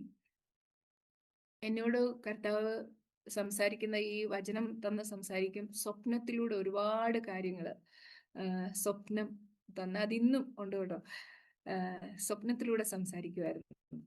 അങ്ങനെ ചെന്നൊരു 2 മാസം കഴിഞ്ഞപ്പോൾ ഞാൻ ഒരിക്കലും ഇങ്ങനെ സ്വപ്നം കണ്ടു, എൻ്റെ വിവാഹം കഴിഞ്ഞ് ആ ഗൃഹത്തിലേക്ക്, അവരുടെ വീട്ടിലേക്ക് പ്രവേശിക്കുന്ന ഒരു പിക്ചർ ഞാനിങ്ങനെ കണ്ടു.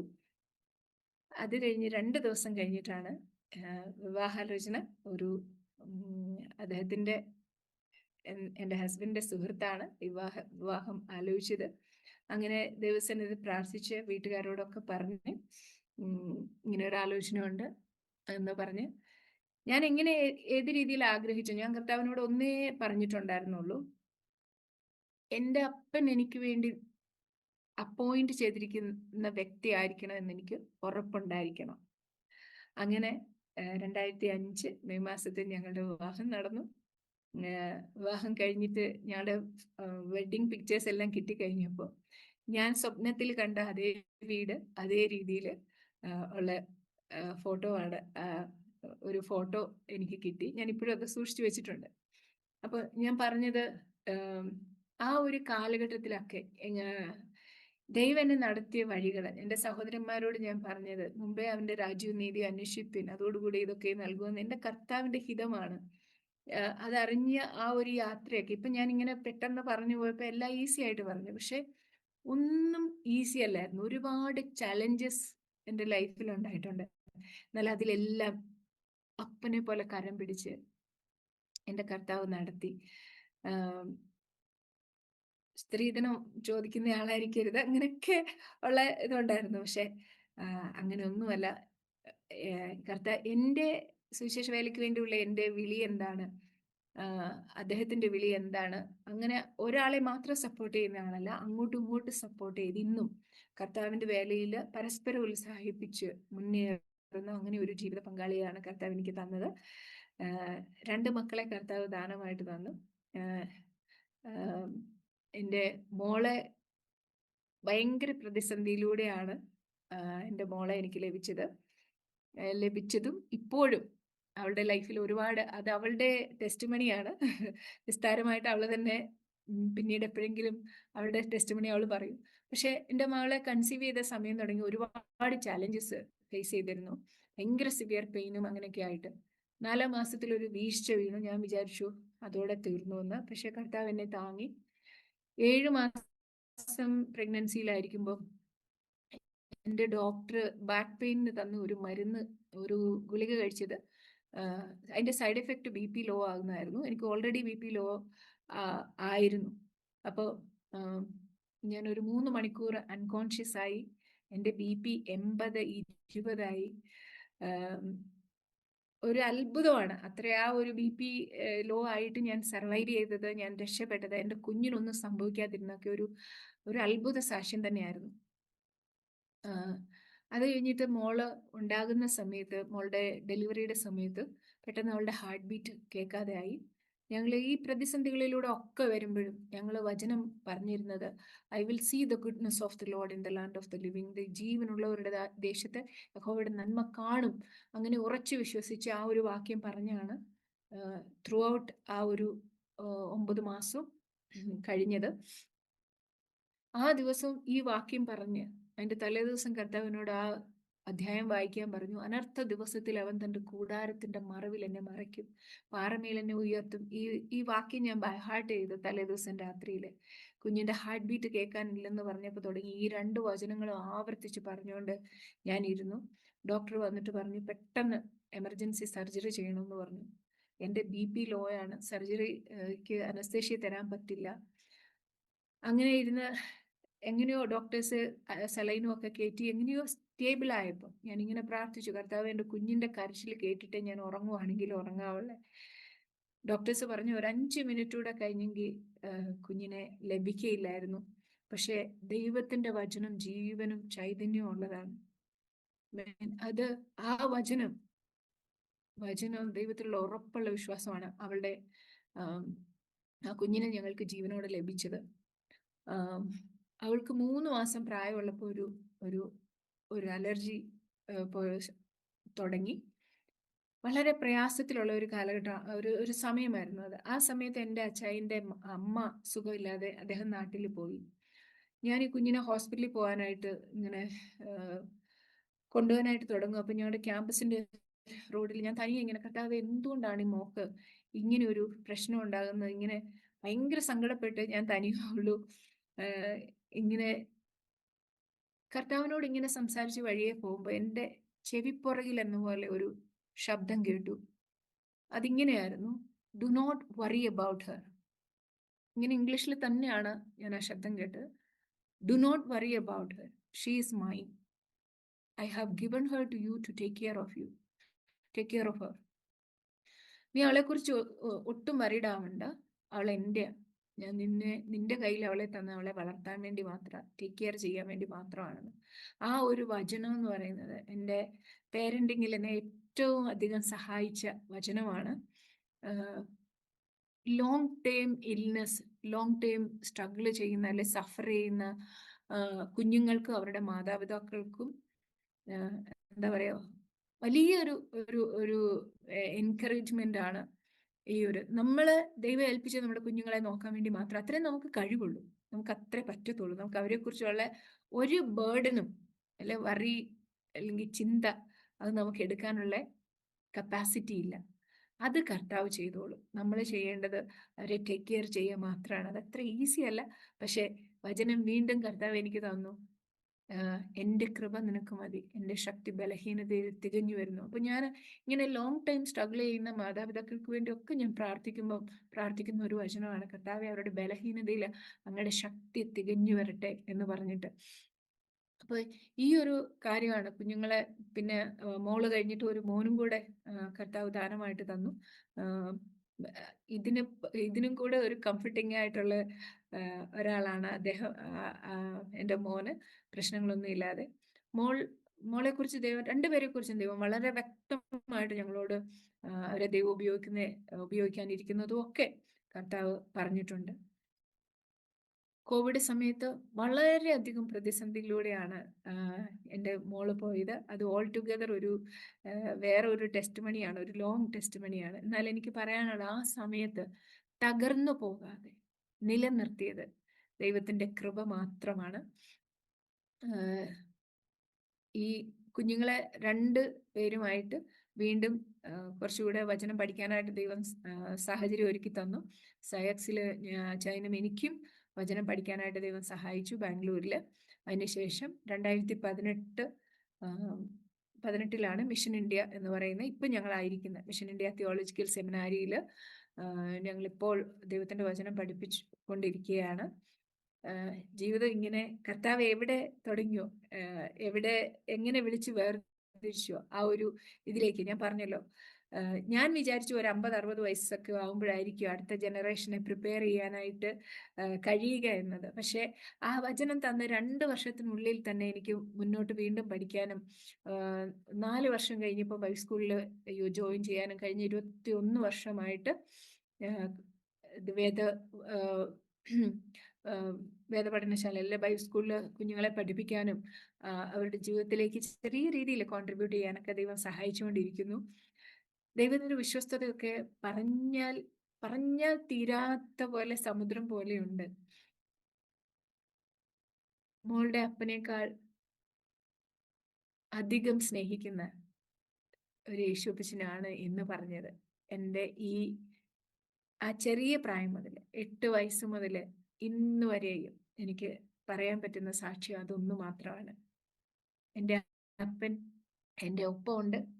ആ അപ്പൻ ഇതുവരെയും കൈ പിടിച്ച് നടത്തി, ഇതുവരെയും വിശ്വസ്തയോടെ മുമ്പേ കർത്താവിൻ്റെ രാജ്യവും നീതി അന്വേഷിക്കുന്നവർക്ക് ഒരു മുട്ടുമില്ലാതെ നടത്തുമെന്നുള്ള ദൈവത്തിൻ്റെ വിശ്വസ്തതയുടെ സാക്ഷ്യമാണ് എനിക്ക് പറയാനുള്ളത്. കർത്താവ് സഹായിച്ച് 2021 ഞാൻ ചേർന്ന് നിൽക്കുന്ന ഒരു പ്രയർ ഗ്രൂപ്പ് ഉണ്ടല്ലോ, അത് ഇവിടെ ഒന്ന് പറയാൻ ആഗ്രഹിക്കുന്നത്. പ്രയർ ഗ്രൂപ്പ് സഹോദരി കുടുംബം എന്ന് പറയുന്നത്, ആ സഹോദരി കുടുംബത്തിൻ്റെ ഒരു തീം സോങ് എനിക്ക് ഭയങ്കര ആഗ്രഹം ഉണ്ടായിരുന്നു, ചെറിയ പ്രായത്തിലൊക്കെ ഒരു പാട്ട് പാടി റെക്കോർഡ് ചെയ്യണമെന്നൊക്കെ. പക്ഷേ ആ സഹോദരി കുടുംബത്തിൻ്റെ ഒരു തീം സോങ് പാടുവാനായിട്ട് ലിസുകുട്ടി രാജീവ് എന്ന് പറയുന്ന ആൻറ്റി എഴുതി ട്യൂൺ ചെയ്ത ഒരു പാട്ട് പാടാൻ കർത്താവ് എനിക്ക് കൃപ തന്നു. പാട്ട് ഭയങ്കര ഇഷ്ടമാണ്. ഇവിടെ തുടർന്നും കർത്താവിൻ്റെ വേലയിൽ ഞങ്ങളായിരിക്കുന്നു. ഞങ്ങളുടെ കുഞ്ഞുങ്ങളെ ദൈവത്തെ അറിഞ്ഞ് കർത്താവിൻ്റെ വേലക്കാരാകണം എന്ന് പറഞ്ഞാൽ ദൈവം അവരെ ഏത് സ്ഥാനത്താക്കുന്നു അവിടെ വിശ്വസ്തരായി കർത്താവിൻ്റെ വേല ചെയ്യണം. ഇതാണ് എൻ്റെ ആഗ്രഹം. കർത്താവ് തരുന്ന ആയുസ് അത്രയും കർത്താവിൻ്റെ വേലയിൽ അടുത്തൊരു തലമുറയെ കർത്താവിൻ്റെ നാമത്തിനു വേണ്ടി വളർത്തുക, അല്ലെ അവരെ ഷേപ്പ് ചെയ്യുക എന്നുള്ളതാണ് ഇപ്പം എൻ്റെ ഒരു നിയോഗം. അത് പ്രത്യേകിച്ച് പെൺകുഞ്ഞുങ്ങൾ ഒരു ലീഡർഷിപ്പിലേക്കും ഒക്കെ വരുന്ന ഒരു വളരെ വളരെ കുറവാണല്ലോ. അപ്പം അങ്ങനെയുള്ളവരെ ആദ്യമായി വിശ്വാസത്തിൽ വരുന്ന ഒരുപാട് കുഞ്ഞുങ്ങൾ ഞങ്ങളുടെ ഇവിടെ വരുന്നുണ്ട്.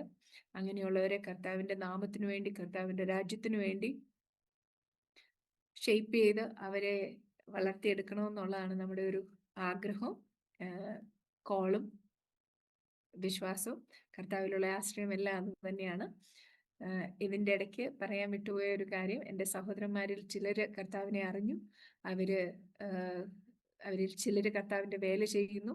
എൻ്റെ സഹോദരന്മാരിൽ ഇനിയും 2 പേരും, സഹോദരന്മാരിൽ 3 പേരും കർത്താവിനെ അറിയാനുണ്ട്. അവർക്ക് വേണ്ടിയും നിങ്ങൾ പ്രാർത്ഥിക്കണമേ. എൻ്റെ കുഞ്ഞുങ്ങൾ സത്യത്തിൽ നടക്കണം. ഞങ്ങൾ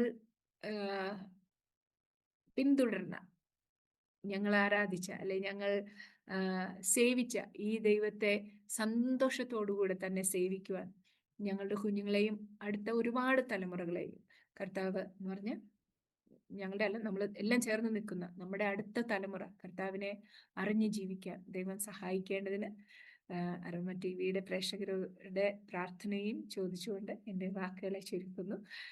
ഇങ്ങനെ ഒരു സാക്ഷ്യത്തിന് അവസരം തന്ന പാസ്റ്റർ ഡാനിയൽ ജോണിന് അരോമ ടി വിക്ക് എൻ്റെ ഹൃദയംഗമായ നന്ദി പറയുന്നു. ദൈവം എല്ലാവരെയും ധാരാളമായിട്ട് അനുഗ്രഹിക്കട്ടെ. നന്ദിയോടെ അങ്ങയുടെ നാമത്തിന് സ്തോത്രം ചെയ്യുന്നപ്പാ. അങ്ങയുടെ മുഖത്തേക്ക് ഞങ്ങൾ നോക്കുന്നു കർത്താവേ.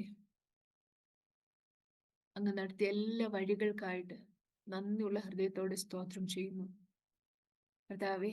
അടിയന്റെ ജീവിതത്തിൽ അങ്ങ് ചെയ്ത നന്മകളെ, അങ്ങ് നടത്തിയ വഴികളെ പറയുവാൻ അടിയനെ സഹായിച്ച കൃപയ്ക്കായി സ്തോത്രം ചെയ്യുന്നു കർത്താവേ. ഹല്ലേലൂയ. അങ്ങയുടെ ദയൊന്ന് മാത്രമാണ്, അങ്ങയുടെ കരുണയൊന്ന് മാത്രമാണ് ഇതുവരെയും എത്തിച്ചേർന്ന് പൂർണ്ണമായിട്ട് വിശ്വസിക്കുന്ന കർത്താവേ. അപ്പാ പിതാവേ, അങ്ങയുടെ കരങ്ങളിൽ അടിയനെ സമ്പൂർണ്ണമായിട്ട് സമർപ്പിക്കുന്നു. വീണ്ടും അങ്ങയുടെ നാമ മഹത്വത്തിനു വേണ്ടി ജീവിക്കുവാൻ അവിടുന്ന് സഹായിക്കണമേ എന്ന് അങ്ങോട്ട് പ്രാർത്ഥിക്കുന്നു പിതാവേ. ഈ സാക്ഷ്യം കേൾക്കുന്ന ഓരോ പ്രിയമുള്ളവർക്കും ഇത് അനുഗ്രഹത്തിനും വിടുതലിനും കാരണമായി തീരണമേ കർത്താവെ. യങ്സ്റ്റേഴ്സ്, ചെറിയ കുഞ്ഞുങ്ങൾ തുടങ്ങി ടീനേജേഴ്സ്, യൗവനക്കാര്, ദൈവമേ, പ്രായമുള്ളവർക്കൊക്കെ ദൈവമേ, മാതാപിതാക്കൾക്ക് ഒരു അനുഗ്രഹമായി തീരുവാൻ ദൈവം സഹായിക്കണമേ എന്ന് പ്രാർത്ഥിക്കുന്നു. അരോമ ടി വിക്ക് വേണ്ടി, അതിന്റെ പ്രവർത്തനങ്ങൾക്ക് വേണ്ടി പ്രാർത്ഥിക്കുന്നപ്പാ. പാസ്റ്റർ ഡാനിയൽ ജോണിന് വേണ്ടി പ്രാർത്ഥിക്കുന്നു കർത്താവെ. അദ്ദേഹത്തിന്റെ മിനിസ്ട്രിയെ, ഈ ശുശ്രൂഷയെ കർത്താവ് ചെയ്ത നന്മകളെ ജനങ്ങളിലേക്ക് എത്തിക്കുവാൻ, അതിലൂടെ ദൈവമേ കേൾക്കുന്നവരെ വിശ്വാസത്തിൽ ഉറപ്പിക്കുവാൻ, ആത്മിക വർധന വരുത്തുവാൻ, സ്വർഗരാജ്യത്തിന്റെ അവകാശികളാക്കി തീർക്കുവാൻ കർത്താവെ അദ്ദേഹം നടത്തുന്ന എല്ലാ പ്രയത്നങ്ങളെയും അവിടുന്ന് അനുഗ്രഹിക്കണമേ എന്ന് പ്രാർത്ഥിക്കുന്നു. അദ്ദേഹത്തിന്റെ കുടുംബത്തെയും ശുശ്രൂഷയും എല്ലാം അനുഗ്രഹിക്കുമാറാകണമേ എന്ന് അങ്ങോട് അപേക്ഷിക്കുന്നു പിതാവേ. അപ്പാ, അങ്ങ് ചെയ്ത എല്ലാ നന്മകൾക്കായി സ്തോത്രം, അങ്ങ് നടത്തിയ എല്ലാ വഴികൾക്കായി സ്തോത്രം കർത്താവേ. എല്ലാ മാനവും മഹത്വവും അങ്ങേക്ക് തന്നെ അർപ്പിക്കുന്നു. പ്രാർത്ഥന കേട്ട് കൃപയ്ക്കായി നന്ദിയോടെ സ്തോത്രം. യേശു ക്രിസ്തുവിന്റെ ധന്യമുള്ള നാമത്തിൽ തന്നെ. ആമേൻ, ആമേൻ, ആമേൻ, ആമേൻ. താങ്ക് യു കർത്താവിൻ്റെ വിലപ്പെട്ട ദാസി സിസ്റ്റർ ആലീസ് പോൾ. ഇത്രത്തോളം സമയം അനുഗ്രഹിക്കപ്പെട്ട നിലയിൽ ഐശ്വര്യമായി സ്വർഗത്തിലെ ദൈവത്തിൻ്റെ നാമത്തെ മഹത്വപ്പെടുത്തുവാൻ, ദൈവം നടത്തിയ അത്ഭുതകരമായ വഴികളെ ഓർത്ത് ദൈവസേനയിൽ സാക്ഷ്യം പറയുവാൻ കൃപ ചെയ്തത് ഓർത്ത് ഞാൻ ദൈവത്തിന് നന്ദി കരയേറ്റുന്നു, ദൈവത്തെ മഹത്വപ്പെടുത്തുന്നു. പ്രിയ ആലീസിനുള്ളതായ നന്ദിയും കടപ്പാടുത്തിലെടുത്ത് അറിയിക്കുന്നു. കർത്താവ് ധാരാളം അനുഗ്രഹിക്കട്ടെ. സൗഖ്യത്തോടെ ആരോഗ്യത്തോടെ കർത്താവിന് വേണ്ടി പ്രയോജനപ്പെടുവാൻ, കർത്താവ് ഏൽപ്പിച്ചിരിക്കുന്ന അതിമഹത്തായ ശുശ്രൂഷ ഭംഗിയായി ഇനിയും നിവർത്തിപ്പാൻ ദൈവം അവസരങ്ങളെ ഒരുക്കട്ടെ എന്ന് ആശംസിക്കുന്നു, പ്രാർത്ഥിക്കുന്നു. സാക്ഷ്യത്തിലുടനീളം ദൈവത്തെ മഹത്വപ്പെടുത്തിയതുപോലെ ജീവിതാവസാനം വരെയും ആ കർത്താവിന് വേണ്ടി നല്ല സാക്ഷ്യം വഹിച്ച് കർത്താവിനെ ഏതവസരത്തിലും മഹത്വപ്പെടുത്തുവാൻ ദൈവം ബലപ്പെടുത്തട്ടെ. അനേക കുഞ്ഞുങ്ങളെ ദൈവവചനം പഠിപ്പിക്കുവാൻ, അവരെ വചനത്തിൻ്റെ അടിത്തറ അവരുടെ ജീവിതത്തിൽ പാകി നല്ല അടിസ്ഥാനമുള്ള കുഞ്ഞുങ്ങളായി യൗവനക്കാർ വളർന്നു വന്ന് നല്ല ബന്ധങ്ങൾ ഈ ഭൂമിയിൽ ഉടലെടുക്കേണ്ടതിന് വേണ്ടി അതിലൂടെ ഇടയായിത്തീരുമല്ലോ. അതിനായി കർത്താവിൻ്റെ ദാസിയെ ശക്തമായി കുടുംബമായി ഉപയോഗിക്കട്ടെ എന്ന് ആശംസിക്കുന്നു, പ്രാർത്ഥിക്കുന്നു. അരോമ ടി വി പ്രേക്ഷകർക്ക് ഈ സാക്ഷ്യം ഒരു വേറിട്ട അനുഭവമായി തീർന്നു എന്ന് ഞങ്ങൾ പൂർണ്ണമായി വിശ്വസിക്കുകയാണ്. തീർച്ചയായിട്ടും നിങ്ങളുടെ പ്രിയപ്പെട്ടവർക്ക്, സുഹൃത്തുക്കൾ കൂടി നിങ്ങൾ ഷെയർ ചെയ്ത് കൊടുക്കണം. നിങ്ങളുടെ വലിയ അഭിപ്രായങ്ങളും നിർദ്ദേശങ്ങളും കമൻറ്റ് ബോക്സിൽ രേഖപ്പെടുത്താൻ മറക്കരുത്. സ്ക്രീനിൽ കാണുന്ന വാട്സപ്പ് നമ്പറിൽ നിങ്ങളുടെ പ്രാർത്ഥനാ വിഷയങ്ങൾ ഞങ്ങളുമായി ബന്ധപ്പെടുന്നതിനും മറ്റും നിങ്ങൾക്ക് ഉപയോഗിക്കാവുന്നതാണ്. സാക്ഷ്യം പറഞ്ഞ പ്രിയപ്പെട്ടവരോടൊപ്പം എല്ലാ തിങ്കളാഴ്ചയും രാത്രി നടക്കുന്ന 9 മണി മുതൽ നടക്കുന്ന പ്രാർത്ഥനയിൽ നിങ്ങൾക്ക് പങ്കുകൊള്ളാവുന്നതാണ്. അടുത്ത അനുഗ്രഹിക്കപ്പെട്ട സാക്ഷ്യവും വചനചിന്തയുമായി നാം വീണ്ടും കൂടിക്കാണുമ്പോഴും എല്ലാ പ്രിയപ്പെട്ടവർക്കും good bye. God bless you all. ഓർമ്മയുടെ മനോരഥത്തിൽ മായാത്ത ഓർമ്മയ്ക്കായി അരോമ മാട്രിമോണിയിൽ നിന്നും ജീവിത പങ്കാളിയെ കണ്ടെത്തൂ. നിങ്ങൾ ഒരു ക്രിസ്തീയ ജീവിത പങ്കാളിയെ അന്വേഷിക്കുകയാണോ? അതോ മക്കൾക്ക് അനുയോജ്യമായ ഒരു തക്ക തുണയ്ക്ക് വേണ്ടി പ്രാർത്ഥിക്കുന്ന വ്യക്തിയാണോ? എങ്കിൽ അരോമ മാട്രിമോണി നിങ്ങൾക്ക് വേണ്ടിയാണ്. ഇന്നു തന്നെ സൗജന്യമായി രജിസ്റ്റർ ചെയ്യൂ. അരോമ മാട്രിമോണിയുടെ പ്രത്യേകതകൾ: രജിസ്ട്രേഷൻ തികച്ചും സൗജന്യം. ലോകത്തെവിടെയുമുള്ള അനുയോജ്യമായ ക്രിസ്തീയ ജീവിത പങ്കാളിയെ തിരഞ്ഞെടുക്കാം. വിവാഹം നടക്കുന്നതുവരെ സർവീസ് ലഭിക്കുന്നു. ഏറ്റവും ചെറിയ പാക്കേജുകളും തിരഞ്ഞെടുക്കാം. അരോമ മാട്രിമോണി നിങ്ങൾക്കായി ഒരുക്കുന്നു വിവാഹം പരമാനന്ദം. Email aroma matrimony2020@gmail.com